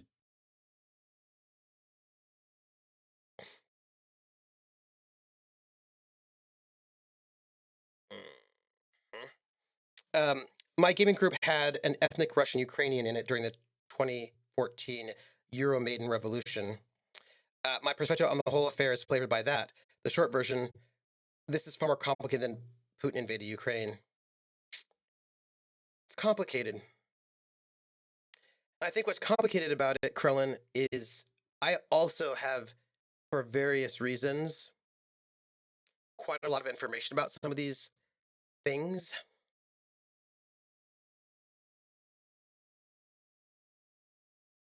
That's all I'll say about that. And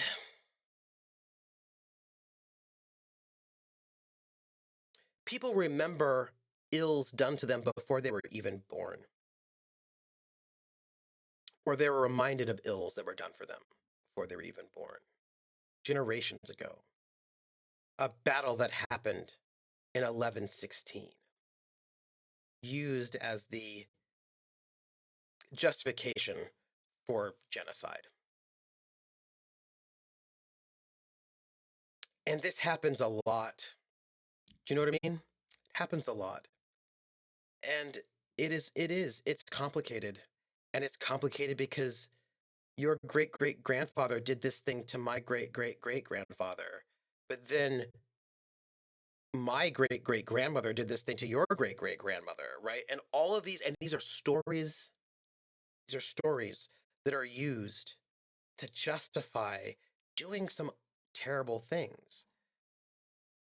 And I don't know. And these things, these stories do not stick around for no reason. They stick around because it is in certain people's best interest to keep those stories sticking around. Do you know what I mean? Do you know what I mean? Yeah. Yeah. Pretty sure my entire field can be summed up with it's really, really complicated. Yeah. Yeah. Oh, I've held a grudge for centuries, right? And or that tragedy is not physically distancing. I'm gonna do my visual calculus again. Please roll well. All right, continue.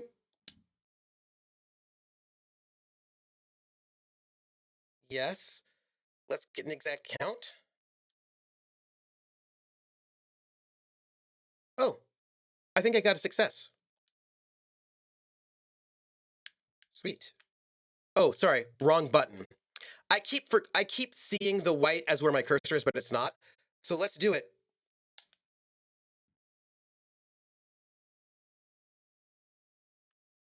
Yes. Hey everybody, I did it. I succeeded. I'm so excited. We'll go over them by one.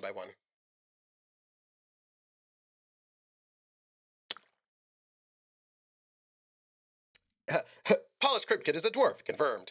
Um, uh, Tiefling probably. Artie says, also in the vast majority of cases, we will never have the full picture, and so we make assumptions about the full picture depending on our own biases. And I think that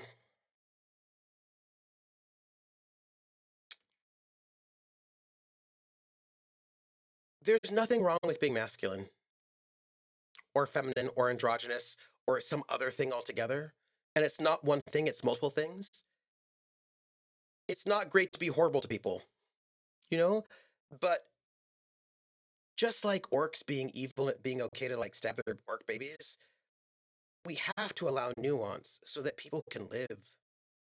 And if people are jerks, we have to work on that, right? But what are we going to do? And I kind of just think it's important if you have privilege to be aware of it in the various ways you have privilege. Figure out which privilege you have, figure it out, work on it, think about it. But we have to like, I want to live in a society where people are kind to each other.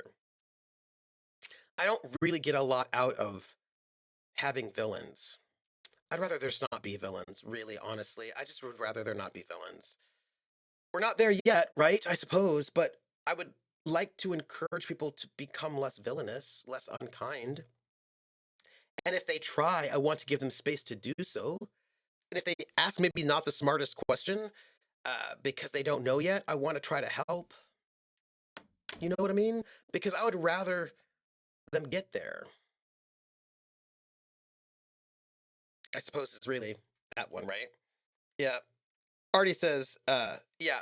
And I was thinking about this with, by the way, standard work boot. Oh,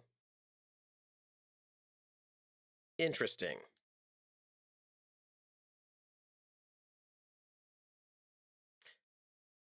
Hey, what's a hobnailed boot? I've read it in my Dickens, but I don't actually think I know what a hobnailed boot is. What is it? Hey, Volpez.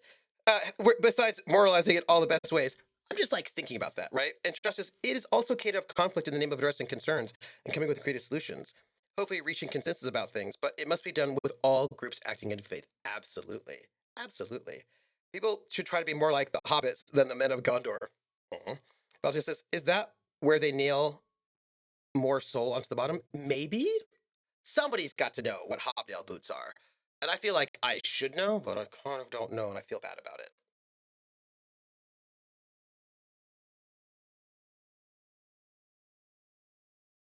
Uh, Sadly, the founding father of modern psychology thought humans were inherently evil, and far too many people still cling to that. Yeah, yeah. Count more?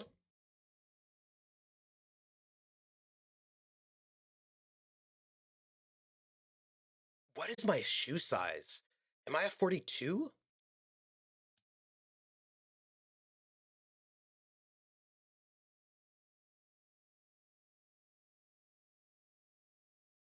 Male or female? Hmm, interesting. I'm pretty good at this, ain't I? Thank you.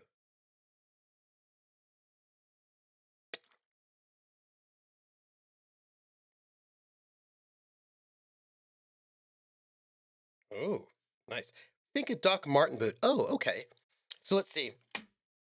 Um, yes, that's what hobnails are, but hobnail boots usually have reinforcing pieces at the heel and toe. Okay.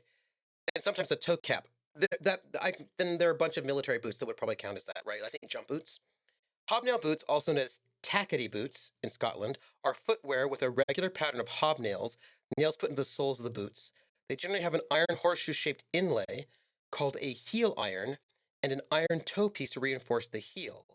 Oh, steel toe caps are also possible. The hobnails protrude from beneath the sole and grip soft or rocky terrain or snow, but they slide on smooth, hard surfaces. Oh, that's very interesting. Not like jump boots. Hobnails are shoe nails, and I think the term hobnails means those shoes are poking out. Yeah. Huh. Interesting. Interesting. Yeah. So basically, I kind of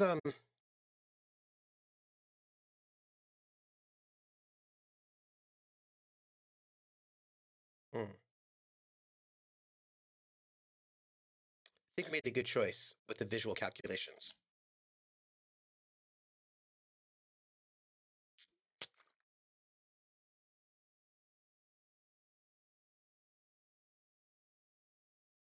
Interesting. 8. Oh. The same guys are going back and forth. Oh, yes. Um, an aberration. One soul is smoother than the other. That one I think seems to be interesting. Yes. Do you have any ideas, Lieutenant? Ah. Hmm. Hmm. Hmm. Uh, don't say anything, just nod. It's okay. Hey, drumming is cool.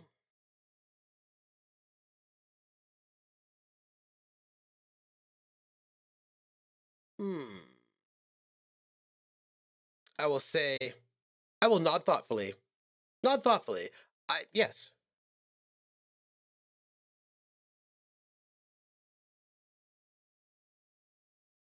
Yes, prudent. Also, a light step, number 41 shoe. Uh, I don't think there's any way to be sure. Uh, a heavy one, 200 kilogram imprint.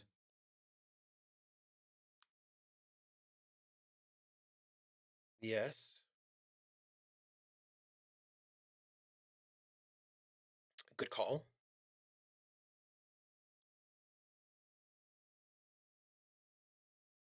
Hmm. One of them was carrying him over. Yes. How old do you think these tracks are?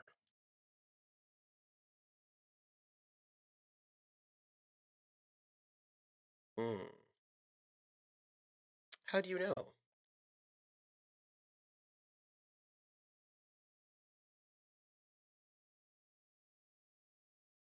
Interesting.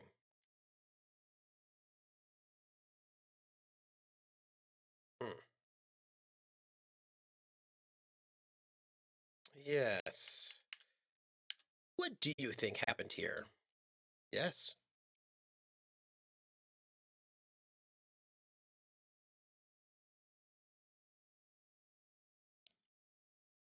Hmm.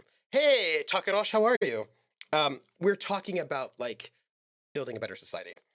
I am okay. Um, I both love and hate writing villains. Yeah. Question people have we tried to get the body down yet? Not yet. We're gonna do that next. We just, got a new skill, so we check it out. Um, gentle beings. Yeah, and I just sort of think, I think that sometimes people don't want society to get better because for various reasons. Some of them not bad, some of them just about pain. Do you know what I mean? Um, yeah, yeah, that's all. And I think that we always have to be a little bit wary of being too set in our own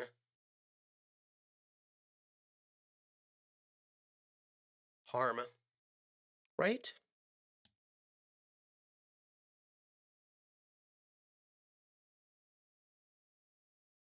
Hmm. Hmm. I see if your facial hair has evolved to be fair, so is mine. Yes, I also need to. I just got some new blue dye, so I need to re-dye it blue. Is what I need to do. Um, I was thinking of something which actually is about something slightly different, but there was someone who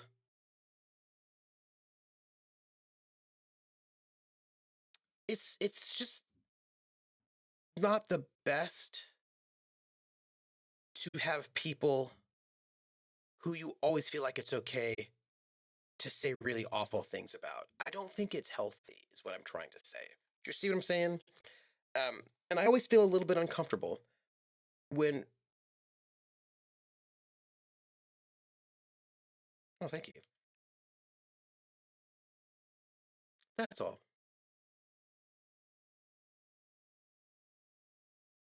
Somebody's watching me. I always feel that somebody's watching me and I have no privacy. Whoa, I always feel that somebody's watching me. Tell me, is it just a dream? Ba-da-ba-bow. Uh, Thank you. By the way, people seem to just be unfollowed. I don't understand why. Twitch is being weird. Yes. I will put it as individuals, people are inherently selfish. Society more as a whole is much more egalitarian. I don't know, Volpus. I'm pretty Pollyanna about these things.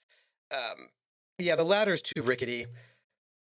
The thing is, I don't know. I see people, individual people, giving their last shirt to somebody. I think that people, given the opportunity, will be kind. I just think that it's really hard when you've been punched in the face a lot, which is why I get a little bit nervous when people punch people in the face. You know what I mean? That's all I'm saying. But I'm pretty Pollyanna, I gotta tell you. What about Nazis, though? We can always still hate them, right? Artie Snack, I actually feel uncomfortable with all the hatred of the Nazis, to be honest.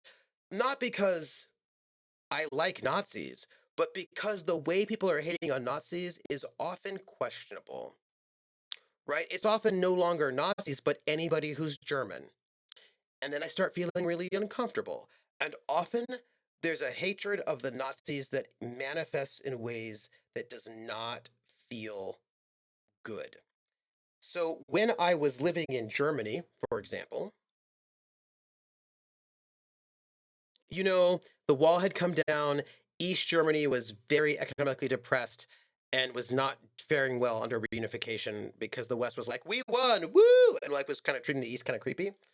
And also the East German youth, there's a lot of unemployment, and the East German youth have been told certain stories about World War II, which were interesting. And so there was some like rise of neo-Nazi activity over there in East Germany, which I'm not justifying.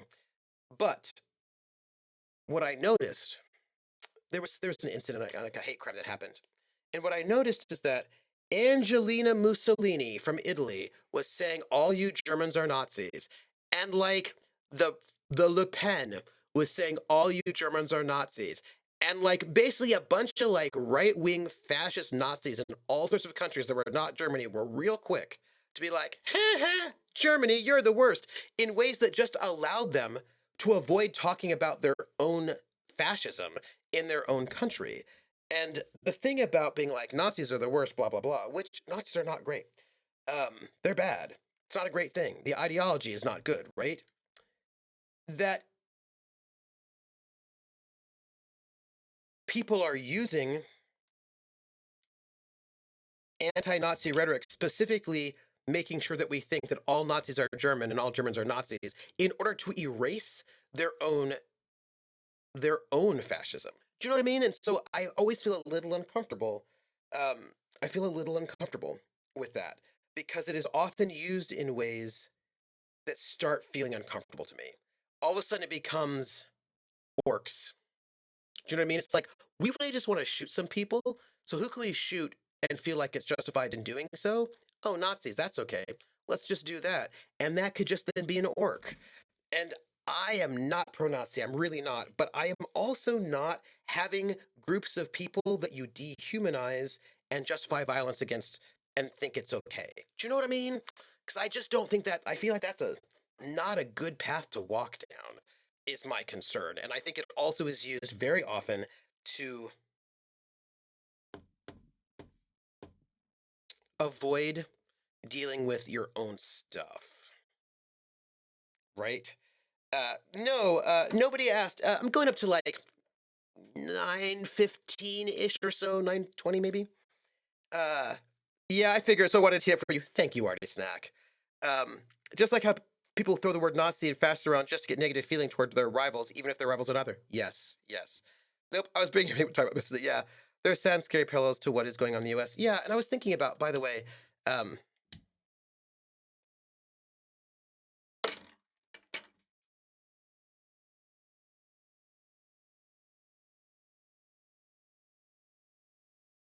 mm,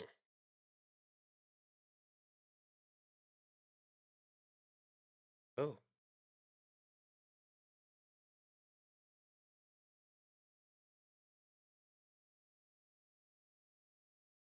well, I'm going to ask. I'm going to ask. Tell me, who are you, dead man?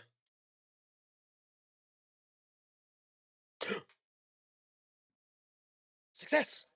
Whoa, exciting. Yeah, and I also think that people can often disguise really terrible things under the guise of being progressive, right? Like, there are people who have used anti colonialist rhetoric to justify ethno nationalism, right?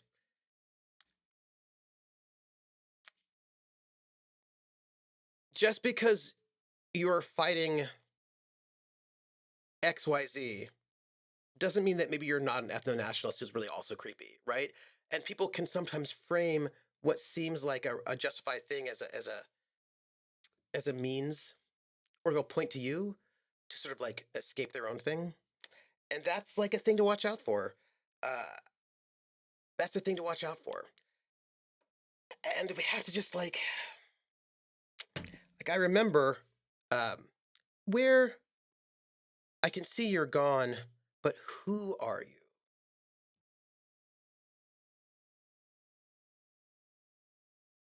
You are now, but who were you when you were alive? No, there's nothing funny about you. Mhm. Who were you when you were alive?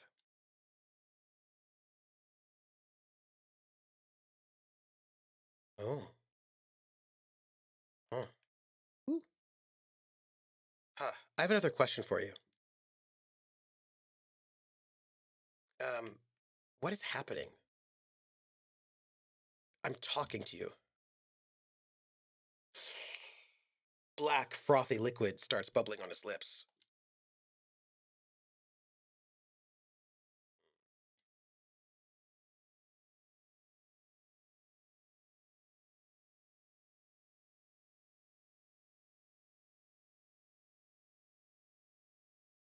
Hey, necktie!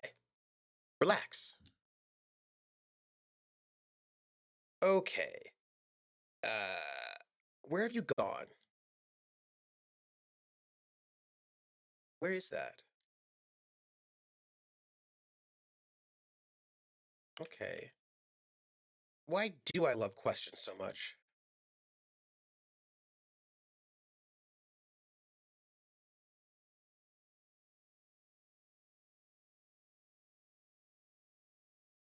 Yeah, give me questions.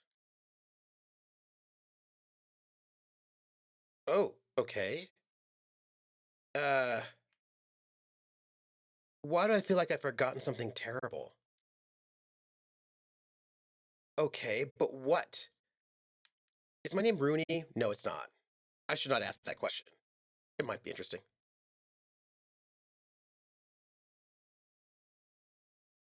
But that's not my name. Rooney is obviously not who I am.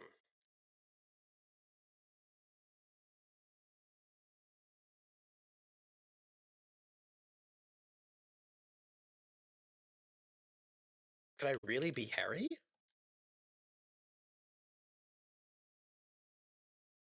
Hmm. Enough.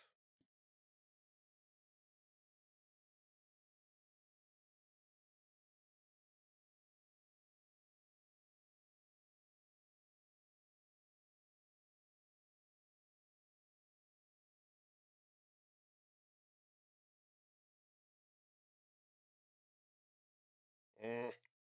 You can come back and look into this face anytime you want. Ask me your little questions, freshen your memory, create associations, remind yourself of your mortality. Capo Lapo. I am going to squint and step back. Read chat. Mhm. Okay, 2 down, 5 to go. Necktie remind you that listening to Necktie is crazy, right? Volpa says, "Where did you come from? Where did you go? Where did you come from, Cotton Eye Harry?" Polish says, "Well, I don't mention the particular area in public. I've seen a lot of people become radicalized from pain. Yes, using very similar anti-colonialist to ethno-nationalist patterns. Absolutely, because the original pain is suppressed after assimilation. It pops in other forms.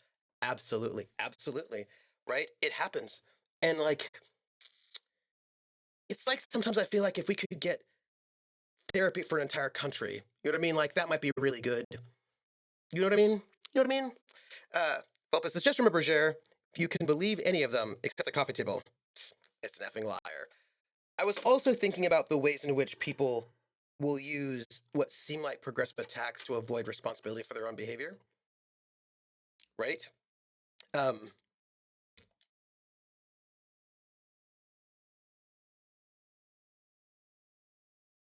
oh, oh, I will observe.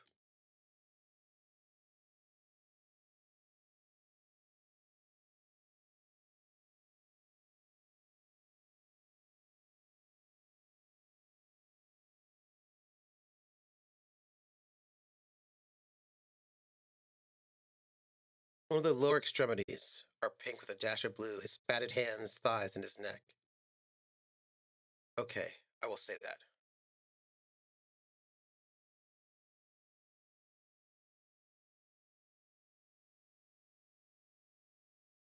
Will relax my eyes.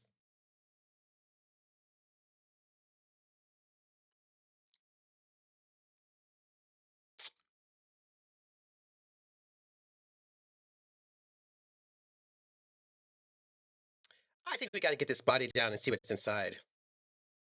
Um. Oh, okay. Hold on. I think he's dead. I think he was upright after death. His hand and feet and neck are just colored. Something is coming out of him, though. Oh, gosh. Yeah, there's a lot in there that's interesting. Let's go with that. I think he was upright after death.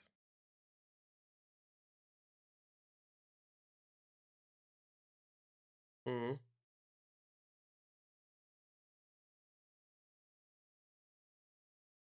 Hmm.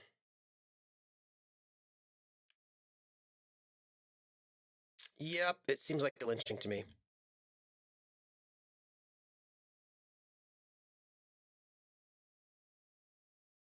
Yes. Also, something is coming out of him.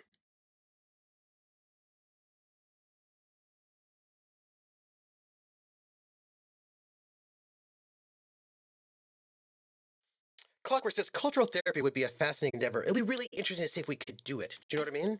Um, Polish says healing is difficult, especially when we're not allowed to treat the wound or even acknowledge that it exists, right?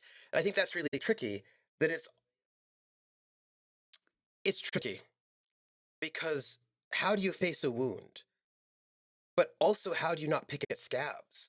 How do you not create a wound? Yes. How do you treat a wound? How do you heal from a wound? How do you watch and guard from people keeping a wound alive for political purposes? Do you know what I mean? Yeah. I've heard of the rug. Oh, the rug. Yeah, yep, yeah. I was actually, I think about this, and I was thinking about people who are like, and also sometimes these things are happening for other reasons, right? Like I know those people who are not from country A. I'm going to give you an example that is, uh, hmm, names change, protect the wicked. We can't get 100% buy-in on vaccines. Mass therapy seems unlikely. Yeah, yeah. Um, we got maybe he went to the toilet sometime before death. He doesn't really want to dwell on it too long. He's beaten up. Do you see the bruises? Yeah. Hmm. Yes. Yeah. Yeah. We're not talking to you, Kuno.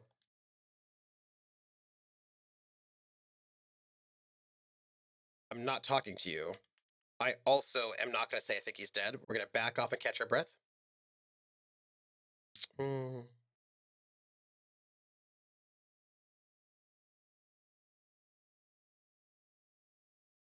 Hmm. So, how do we get him down? Also, we should maybe inspect the boots, but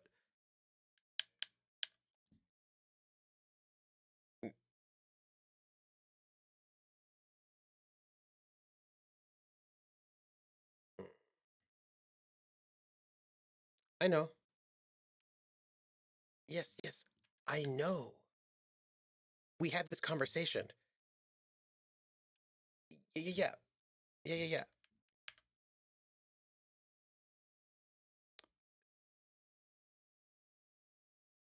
We're gonna try to. Yeah, we're gonna try to pull the boot off.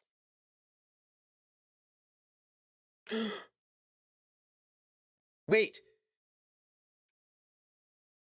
Yeah, we're gonna try. It does feel dangerous, but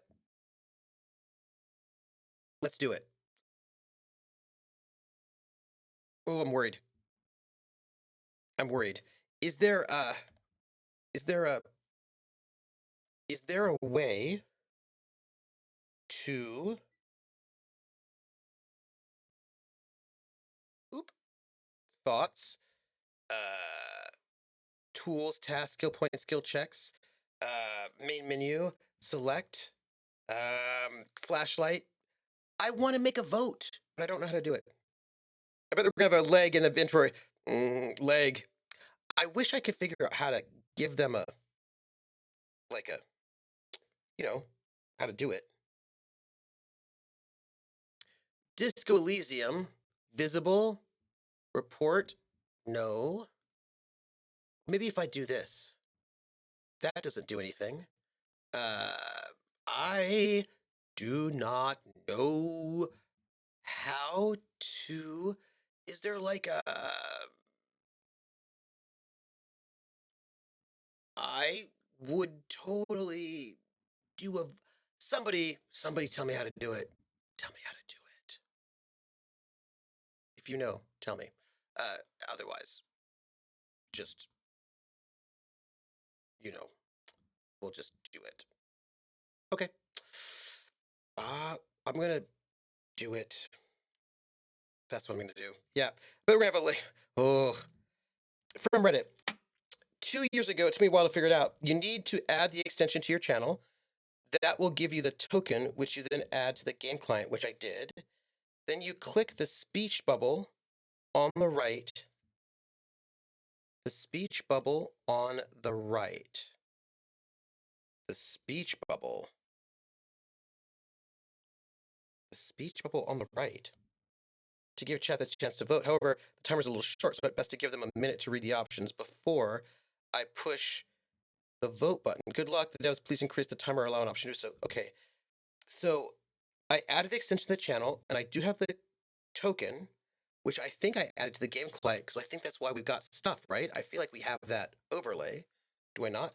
I want to try it out. Let's see. By the way, we're gonna. Oh, we cannot save. Targeting, context sensitive, character menu, dialogue menu navigation, options, settings, keyboard mapping, tutorial agent, streamer mode. Streamer mode, we're in. Feel like I did it, but is there a speech bubble under the bit cup? There isn't. That's just there's not a speech bubble there. I've seen external validation of what happened in that region total of 3 times. I bawled my eyes out all 3 times. One of those was from someone on the far right. It makes sense why people end up there if that's one of the few sources of acknowledgement and validations. Yeah. I don't agree with it, but I can see the literal pipeline. Yes, right? I mean, people have still not acknowledged the Armenian genocide, you know? So we're going to work at it. So let's grab the boot under the arm.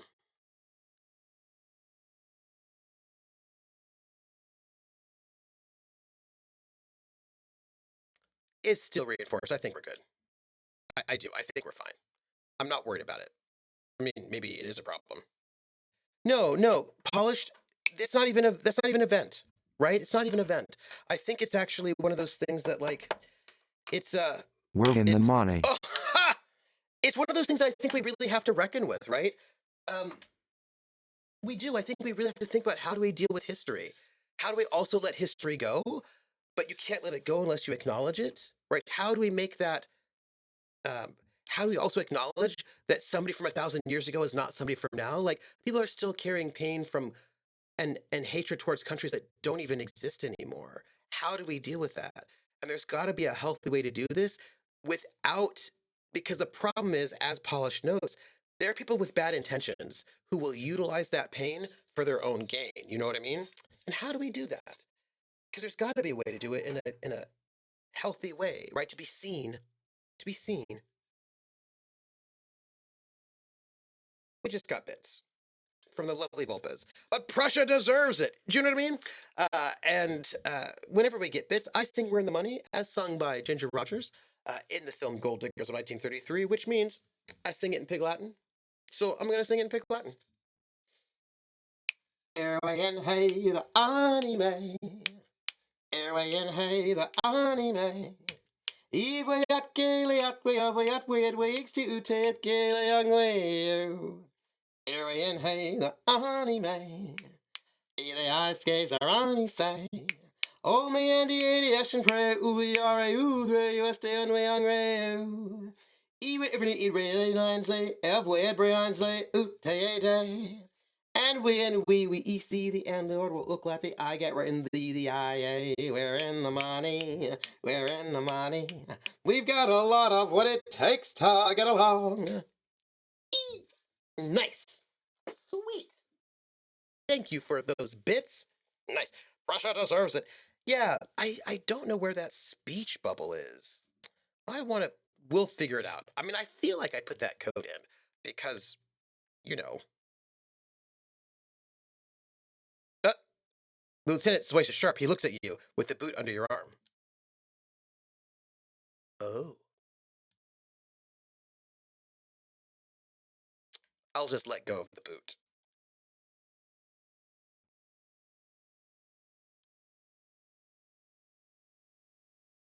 I see you. Y'all kids. Looks like it's supposed to be to the right of the dialogue window, but you don't have it there. Huh. We'll have to, like, experiment and figure out what that is. Uh, what happened to the rest of it? The material looks out of place. How can Manforce dispense hardware? Uh, I will back off and I will back off and look at the corpse. Yeah. Yeah, I know. We're gonna try to get him down.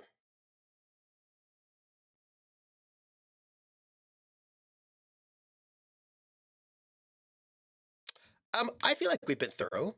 Do you have a plan for getting him down? Hmm. Hmm.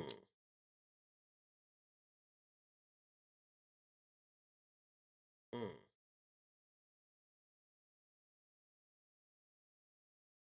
It's true. Um, we could saw the branch. Yeah. I mean, it seems dangerous. Well, we're not going to shoot him down. We're not going to ask for help from the harbor.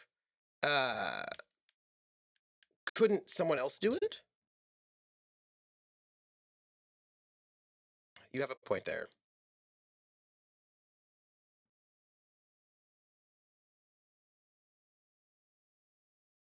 No, I know. Okay.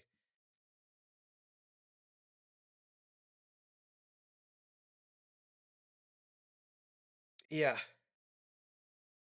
I feel like we pull the legs and pop his head off. Um, I feel concerned about the harbor, though. I mean, I suppose maybe we could ask for help from the harbor. Maybe. Although I think they killed him. I know. That's true. Yeah, okay, wait, let's reconsider.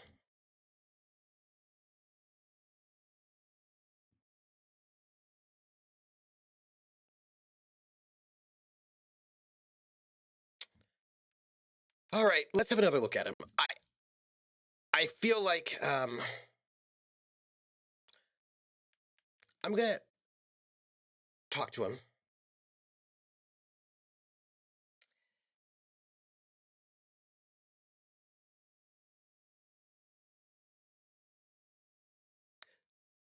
It's also not showing the level up in visual calculus you added early in the extension. Oh, interesting.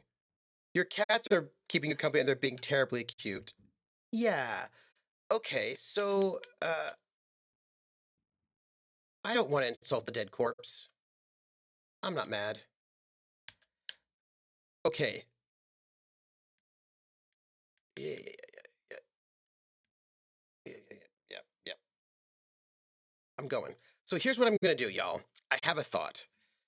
It's dangerous and bad. Also, okay, so let me save game. Let's just save it. So what happens if I um we had a couple other things going on, didn't we? I feel like it might be possible to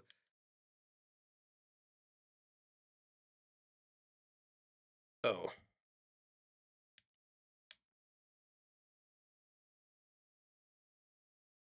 yeah, let's not do that.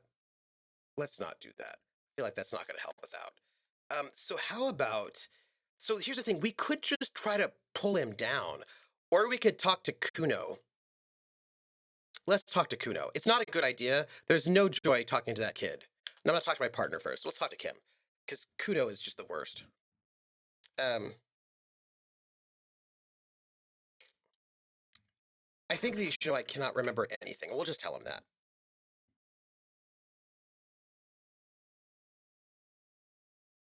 I'll just say, okay, forget it.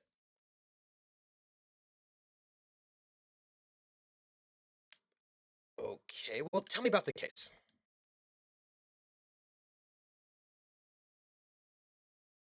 If we're from different precincts, why are we on the same case?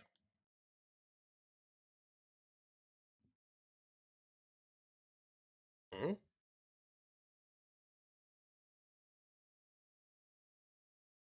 What do you mean? No. Uh, I know what I'm in on retrograde amnesia. A cop off? The lieutenant shakes his head. Well, but what kind of stupidity? Oh, I see.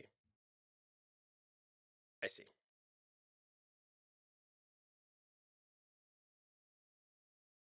Awkward.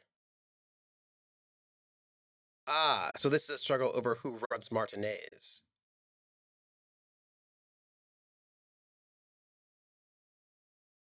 Oh,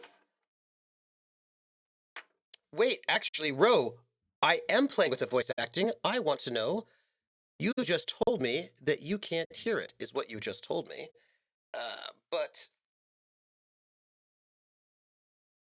you should be able to hear it. Ro, you didn't tell me. Hold on. That's Motu Loop, and you should be hearing it.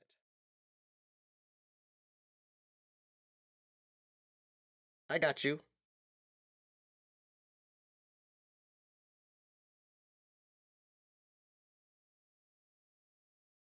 You should hear it now. Uh, you haven't. Wait.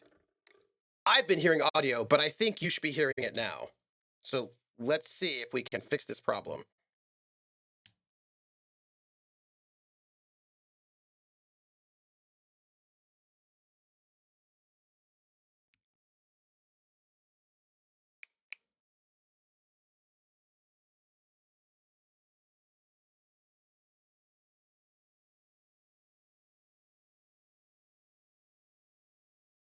By the way, we just now we know. Itto 9 says, expect chaos when amnesia is in retrograde. Yeah, it's just like when Mercury's in retrograde. It's always the worst. And now there is audio. Also, at least I'm glad he's my partner.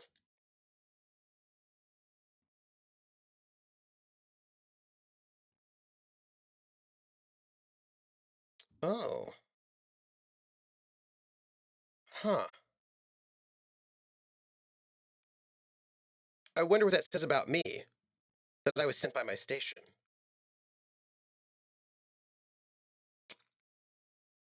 I assumed you turned off background music if there wasn't voice acting. See, it's all routing. There can be one conclusion. The finest case solving machine sent to outperform you in every single way. No. I must be an augury. No. Don't be scared. I think I have super net. No. I probably have unbelievable kill count. No. I'm going to leave why I was sent unspecified. So, what's special about Martinez?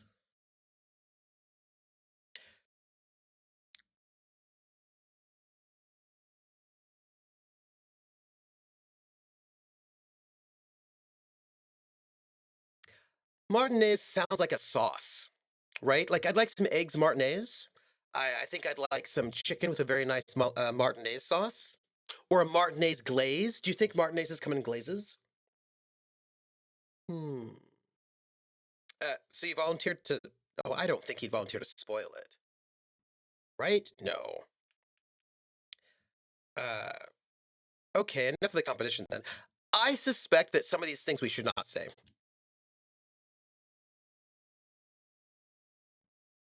Um, I do not have the logic for that right now, so we should probably think about that later, because I do not have that logic, right? Or I suppose I could roll. I mean, it's. Oof. Y'all, if we roll, but oh wait, hold on. Some of these things, if we roll and we fail, we can never do them again. But some of them, if we fail, we can, right? This, I think, is one of the ones that we can roll more than once. We can retry it. So we could. We could just try it. As long uh, just as long as they're served before the Martin B's. Yes. I'll have some potatoes au martinaise, please. See, I think we're gonna try it. We may not get it, but can only roll. No. Dumb brain. I'm good for nothing. Oh gosh. Don't say that. I just ruined my morale, but I can fix it. Um, we just learned something. Low self-esteem talk is not great. Uh, we're gonna just note that one. We'll just note it. I want to talk about you. Yeah, you.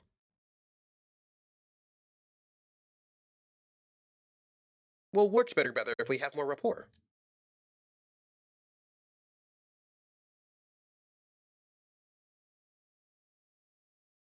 Hmm. You're wearing glasses is not a question.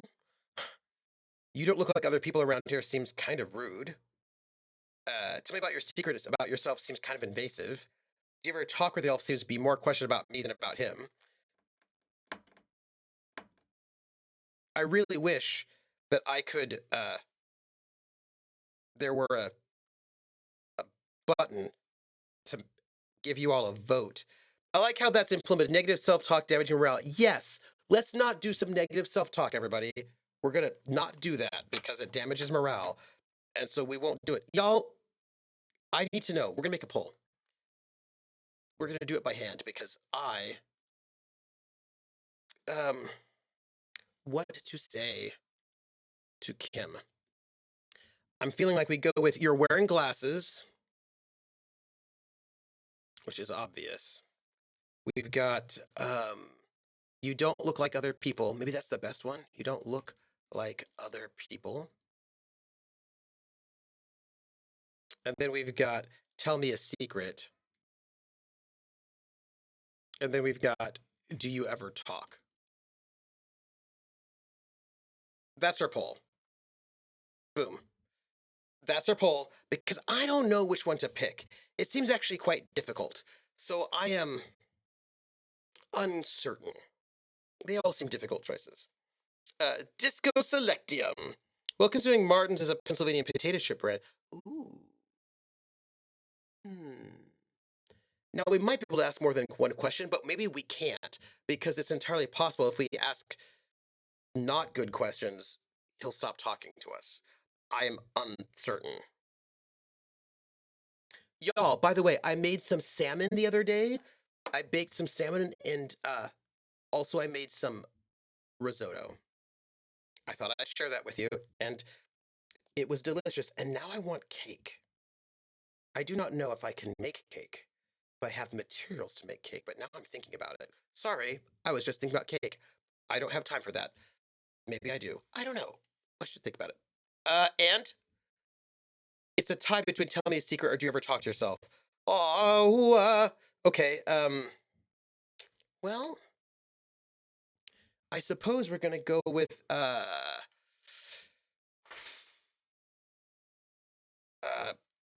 it's a little bit too personal, but tell me a secret about yourself. Okay. Do you ever talk with yourself? Do you ever, when you're thinking, do you ever like conversations with like your brain?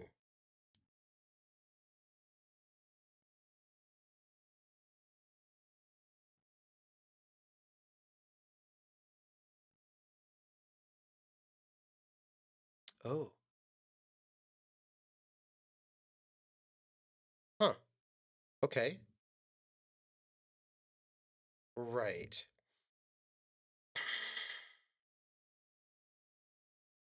Or he has aphantasia. That's also possible. I get it. You're one of those old school detectives, not respectfully. We'll just say that. That it's respectful.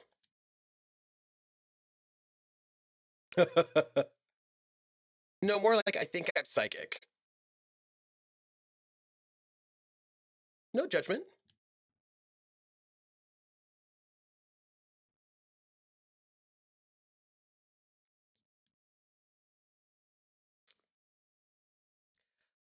I feel like I'm learning about him already.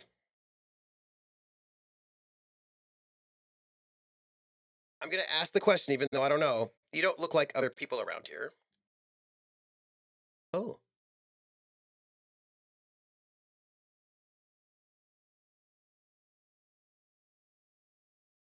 Well, what is Seoul?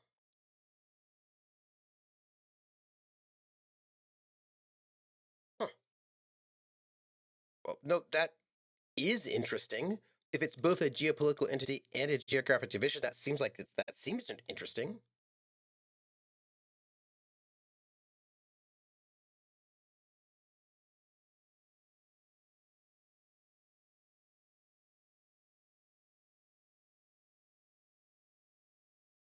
Huh.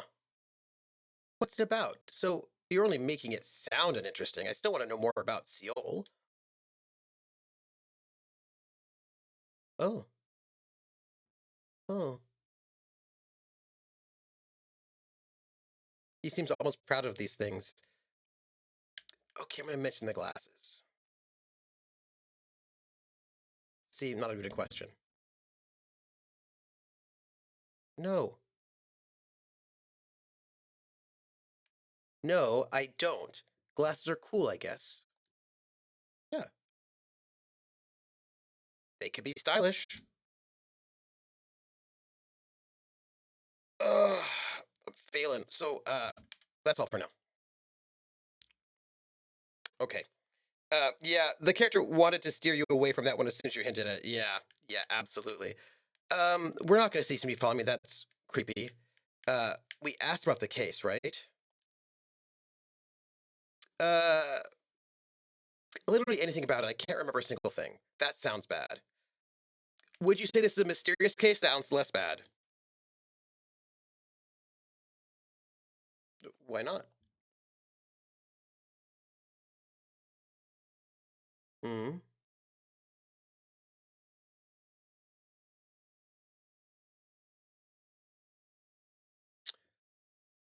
Okay, I was thinking something otherworldly might be involved. No, don't say that. We've learned that he's probably not into it. White male in his 40s, what more do you need? Personally, I think liberty suits are very mysterious. Okay, so the case probably isn't mysterious. Could it be sexy? Um, okay. So here's the problem with this response. I might say it, but I know what I mean by the word sexy. I don't actually mean like hubba hubba sexy, but more like politically sexy. Do you know what I mean? Like, I feel like if I said it, what I would mean is it sexy politically? I don't actually mean sexy, sexy. I mean, like, is it politically sexy? But I don't know what that sentence means. And so I'm concerned.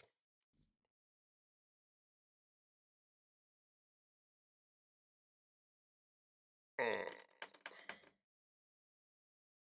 mm. Problem, because I would say it and I would know what I mean by it.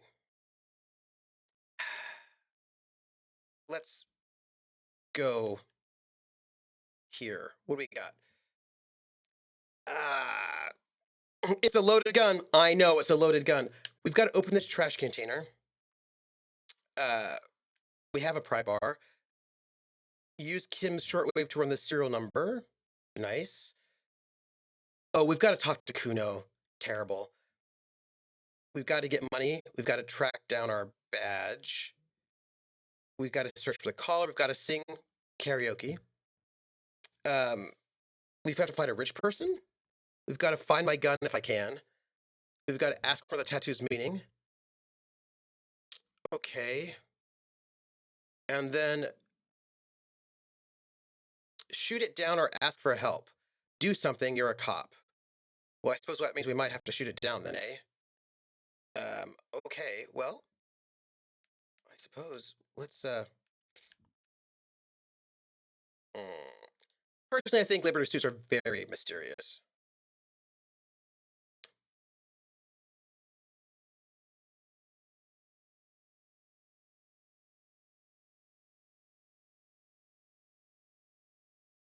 That is mysterious.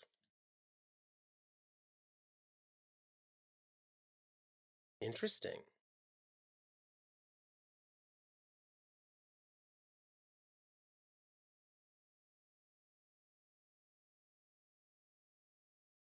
Hmm.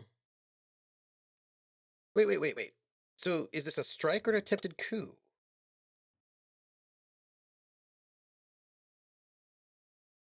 First off, brigandage is a cool word, and I like the way you said it.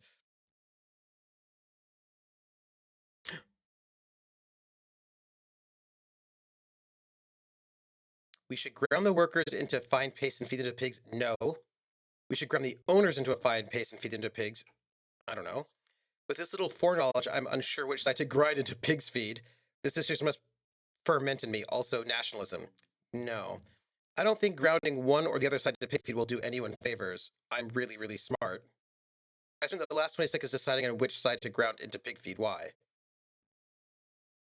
Yeah, let's not have the police grinding anybody into pig's feed.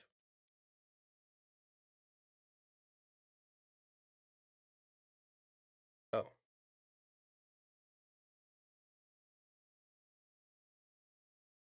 right.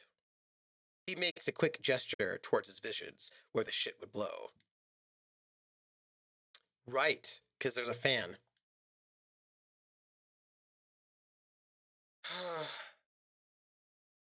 Like literally anything about it, I can't remember a single thing. Right. Thank you. Yes, a brief. That sounds very good. Mm-hmm.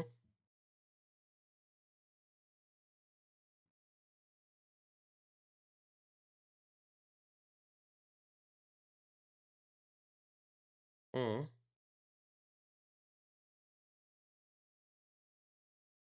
Interesting. Mm. Mm.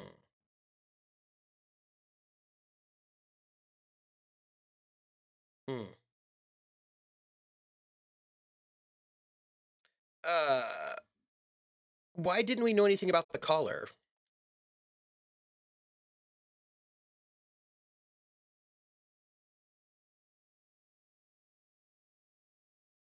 Interesting. Why hide themselves?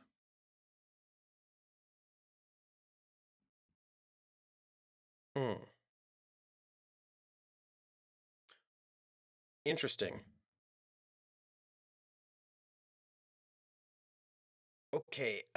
Yeah, but I know. But hold on. What? Uh, sorry. And the RCM is? I know. Oh, we're a citizens militia. Huh.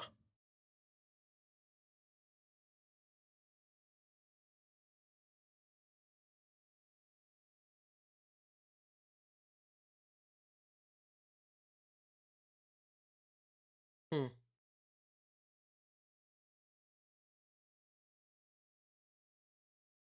Interesting. So we are citizens who are acting as a Peace Corps, but our country is occupied, so we actually have no authority. Okay. Uh, let me just make this perfectly clear. Our job here is to find the killer. Is that right? Okay. Um. Oh, I got a new skill point. Nice. Um. Can we go over the preliminary info again? Maybe we have something new. Uh. No. I'll wing it.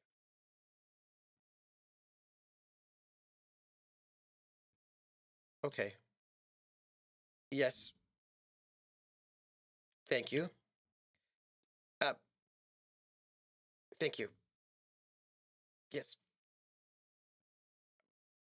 But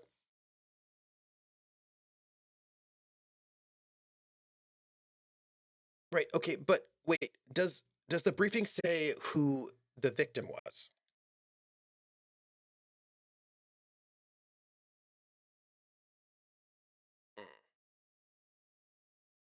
Okay. But I did ask this before, but I'll ask again. Yeah, yeah, yeah. Yeah, of course.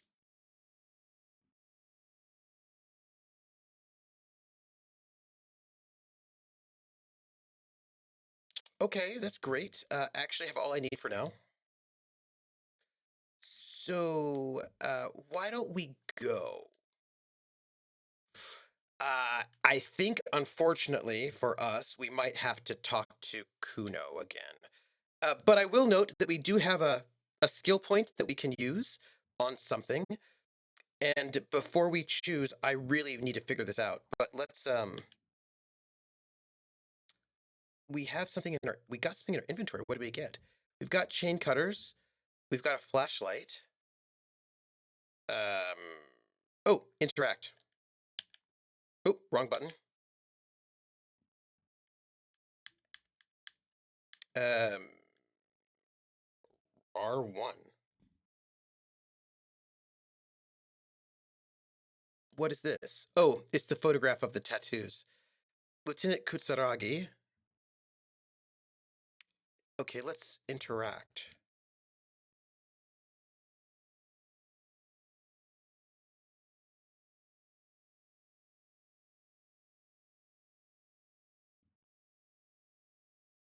I do know this. I know this. What what is the meaning of I know, but what is the meaning of this tattoo?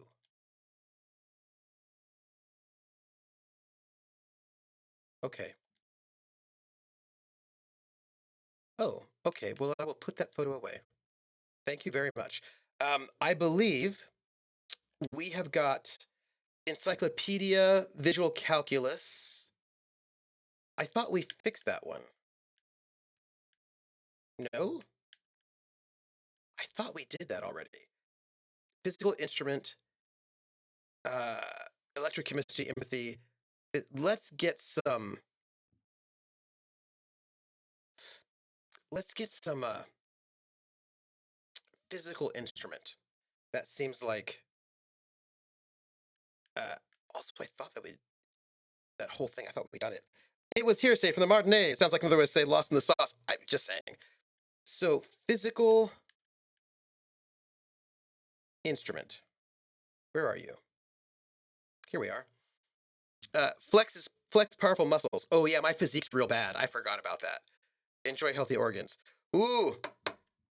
Um, let's talk theory. We can double down on the things we're really good at to get even better at them, or we could try to get our physical instrument up. Oh wait, wasn't there another thing we need to be good at, like endurance? Because our endurance is not good. Pain threshold. Ooh, this is not easy. Also, my Sappho Fair is terrible. Um, Endurance increases health stat. Yes, it does. It does. But cool for fighters who can take a hit, lookouts who don't sleep, human batteries. Physical instrument, cool for musclemen, bare knuckle brawlers, gym teachers. Yeah, you may want, and also I know that we've got two challenges where we need some physical instruments, so let's up that then. So at least it's a 3. I suppose it can only get to a 4 maximum, is what it looks like.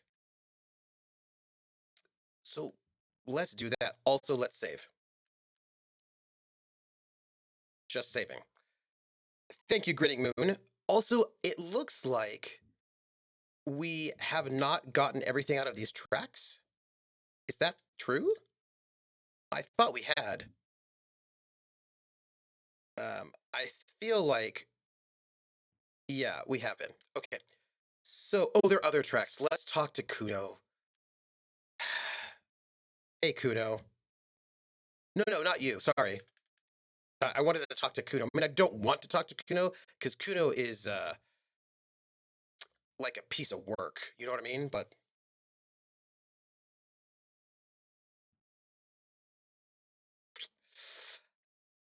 yeah, I would like to figure out what's going on with this kid, but later. I want to discuss the body with you again, Kuno. Where is the rest of his armor? How come?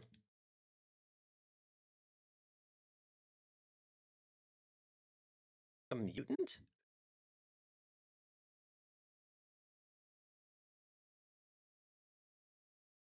Interesting.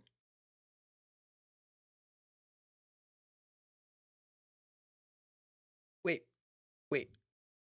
What? Kuno is an Asbo. Mm. What do you mean you threw it away? So, and he performs the kickoff on the imaginary helmet.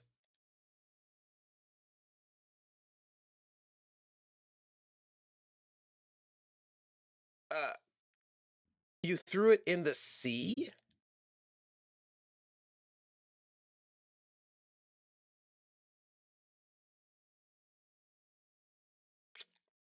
Okay.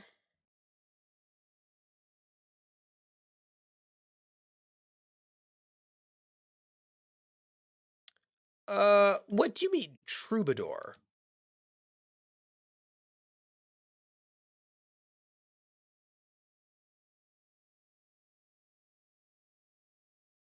Okay, okay, Kuno, this is a lot. This is a lot.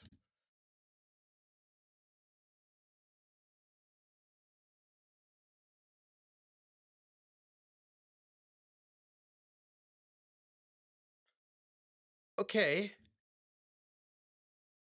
Yes. Okay. Hey, there are contusions all over his body. Did you do that?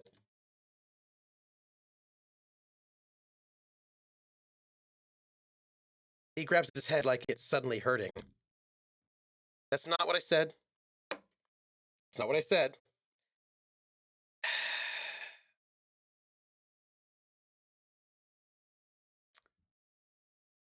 I could try to empathize with him a little bit. I hate words too. I don't know if he's just gonna go and be weird about it, but yeah,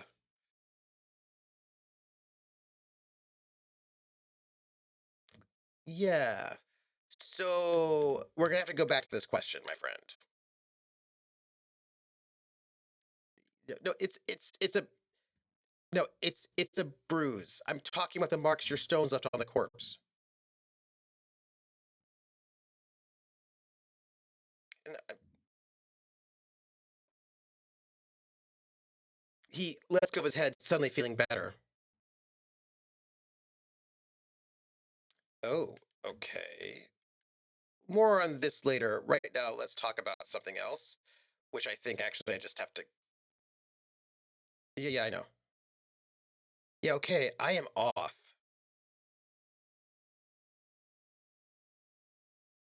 Oh, I talked to Kuno S. So I mean, it's low, so I could try now. I could try. Let's see. Probably not. Oof. No. It was a bad roll.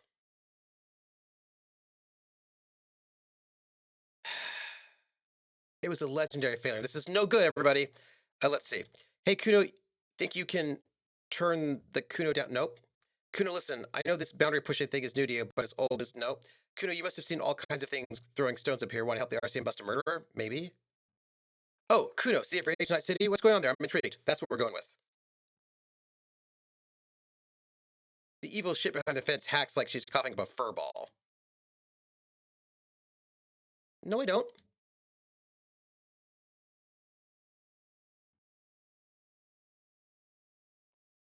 He waved his hand in the air.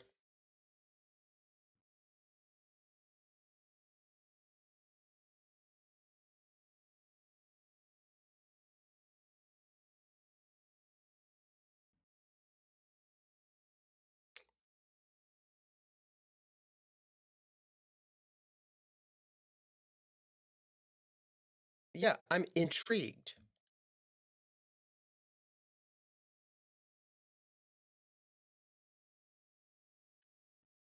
Okay. Uh, that's fine. I'm off. should really work on that. You know what I mean? Should work on your lack of empathy or feelings for anyone. So I feel like if I so if, what happens if I hit right three? So I don't. Yeah, Kuno is slightly abrasive. 9 p.m. Thank you. I've probably got like 15, 20. What do we got? Yeah, 15, 20. So I really want to pull that body down by the neck, but I think I'll get in trouble. No, no, no. We're gonna shoot it down. Am I good at shooting? I don't have a gun. I don't.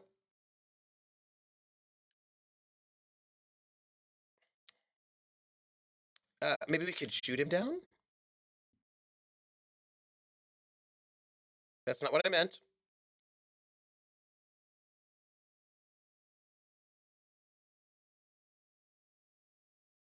Yeah, there. The buckle holds the belt together. Yeah. Yeah, I know stuff. Hey, Kuno.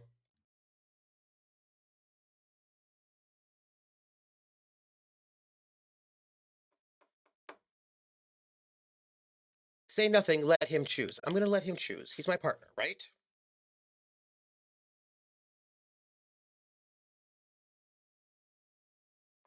Oh, I do not, Vulpes, I do not want Kuno to know that I don't have a gun. Oh. Oh.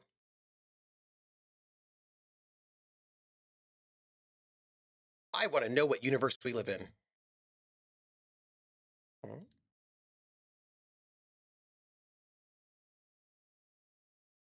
Interesting. Hmm. Oh,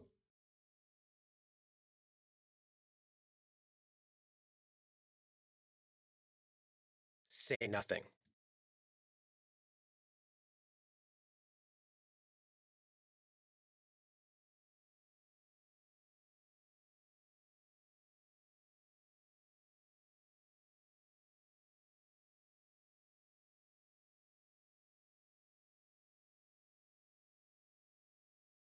Oh,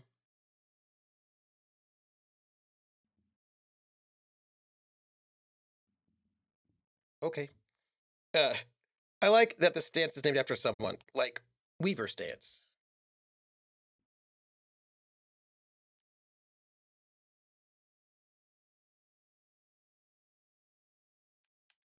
What now? Hey, wait. No, I'm not supposed to console him.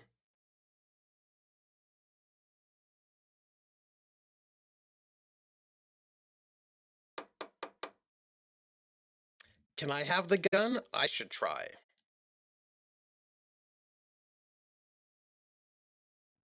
He pauses, then shrugs and proceeds to load the pistolet. Ha ha. The piece shines in his outstretched hand.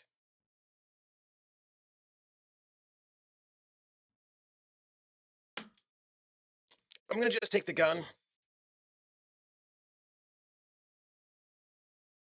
Wow, Kuno S. I'm gonna feel the weight first. Huh.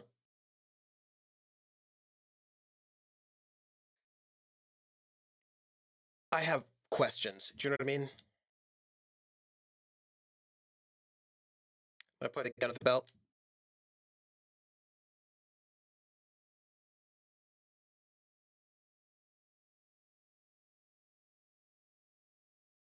Okay.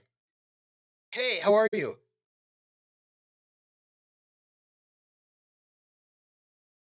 Uh, you know what? I'm gonna close my left eye first.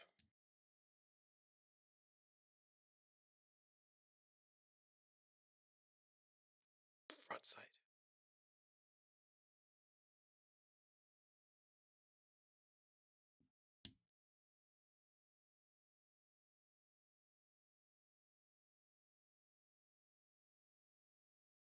I'm worried. Okay. Okay.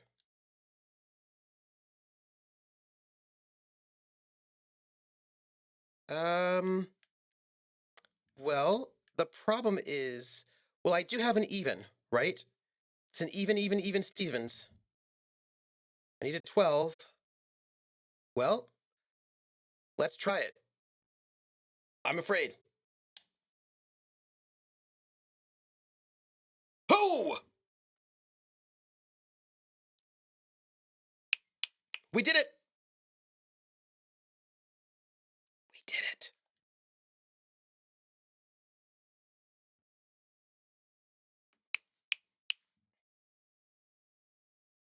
We did it. I can't, like, we often do not succeed at these things.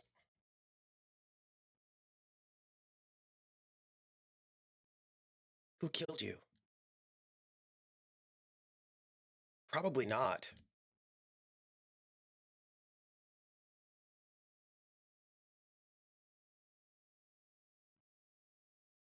Hmm.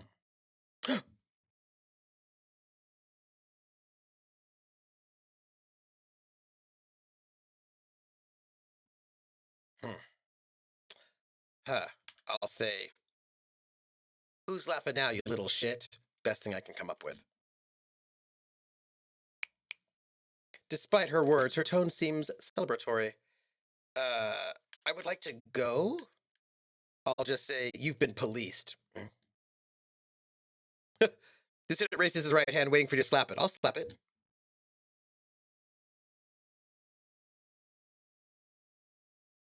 Oh. Oh. Oh. I feel like Kim's a revolutionary. I love it. Let's slap it. Absolutely. Revolutionaries. Woo.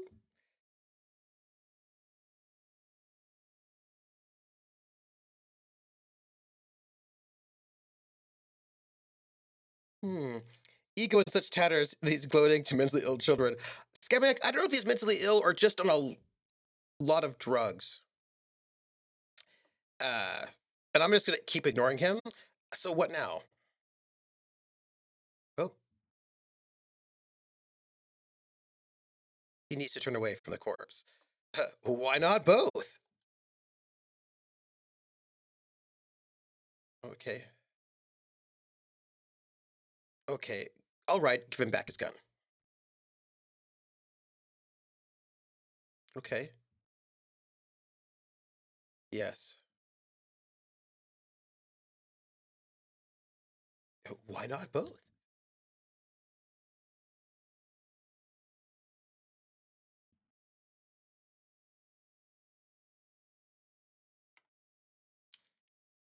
Interesting.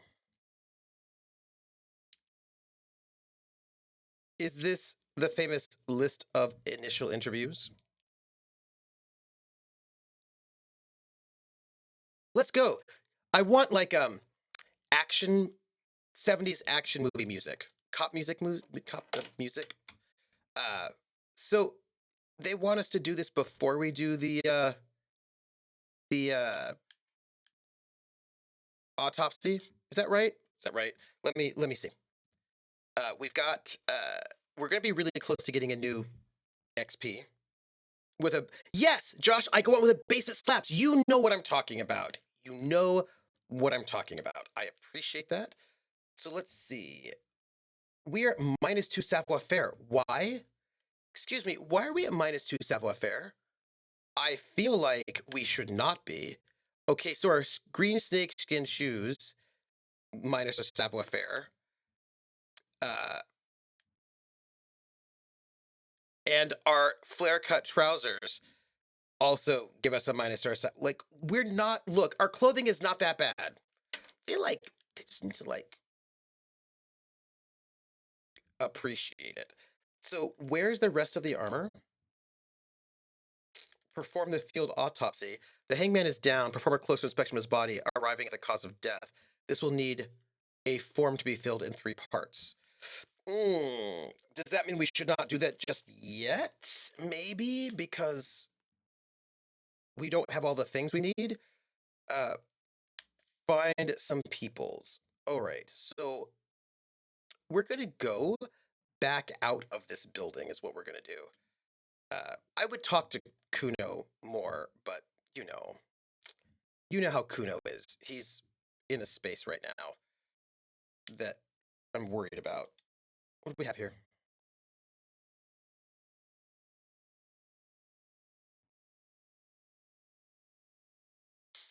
There are plenty of TV shows where people perform karate kicks in the same outfit. I feel lied to. Right? This is what I'm saying. Karate kicks all the time. Let's do some visual calculus, shall we? Ooh,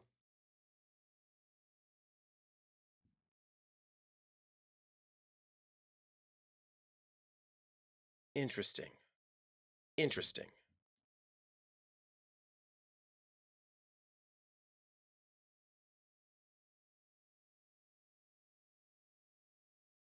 Huh. Looks like they crashed into that. Crashed and then reversed. What is that about?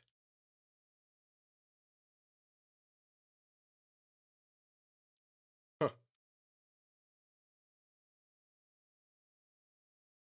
Did I do something bad to the cafeteria manager?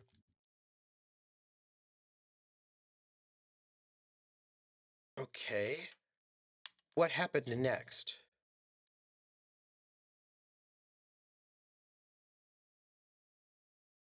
Interesting. Continue. Huh. Is this connected to the a car drove through the fence?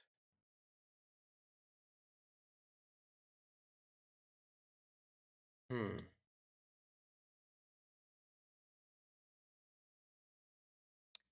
Is this connected to the case?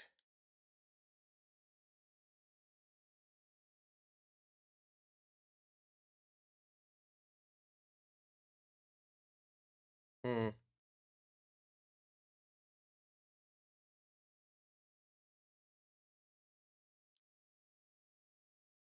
I think I got it.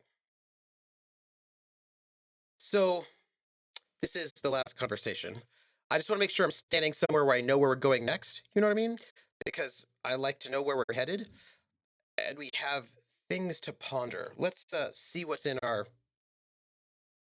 We're very close to getting another experience point, which I'm excited about. We've got some equipment. We have. We've got to go and talk to Kuno some more, probably, but we need.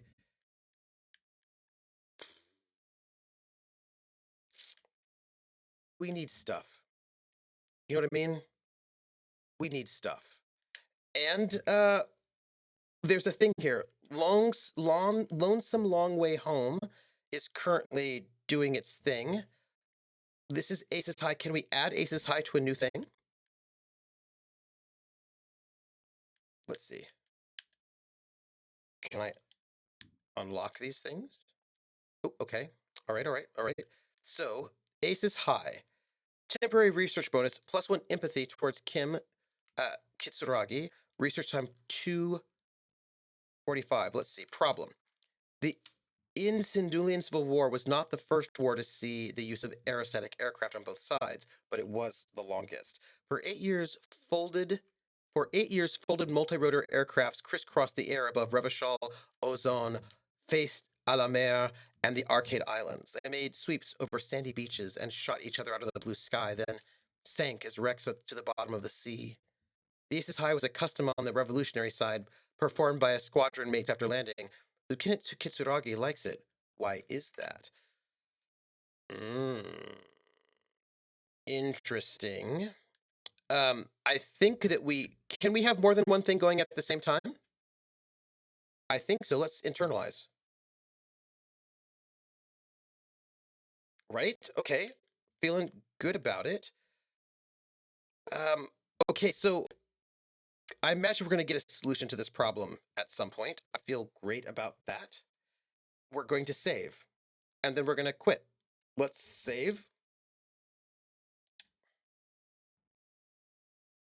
Great. Main menu. Yeah, yeah, yeah, yeah. Okay, so that I feel very productive, everyone. I don't know about you, um, but I feel very productive. Is the number you can have going at once tied to a stat? That's a good question. That's a good question. It looks like we only have three there, so it looks like we can do three of them. So, everybody, I want to say a couple things. One, thank you for being here, everyone. Um, I really appreciate it. Yeah, it's been a really like the game is. Oh, hey, check it out though. Check out that background. Like, isn't it completely beautiful? Like, it's got this real kind of like brushstroke, painting brushstroke in there. It looks like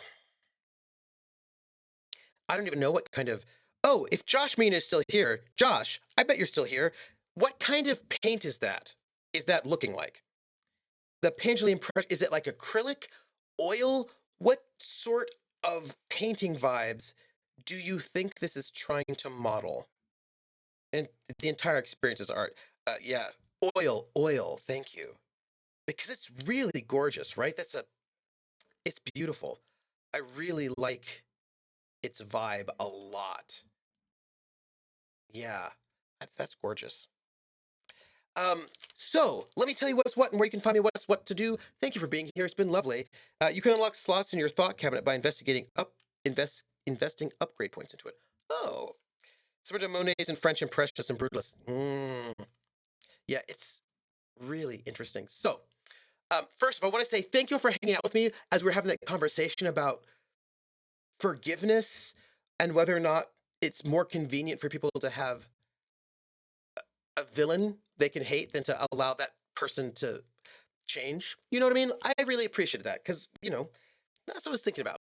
Um, I'm going to be watching Critical Role in 40 minutes. And if you want, you can hang out with me while it's happening. I will have a chat in my Discord. So if you want to hang out in the Discord, tomorrow at 7 p.m. Eastern, I will be streaming Traveler, like the Gambler. The Gambler's Traveler, our Pirates of Drynex campaign with the full cast. Sunday at noon, I'll be doing the Outer Worlds. Saturday at noon, I'll be doing the Outer Worlds. Sunday at 8 p.m. will be The Witcher Roads Home over at Praxagora, the Semaphorius channel.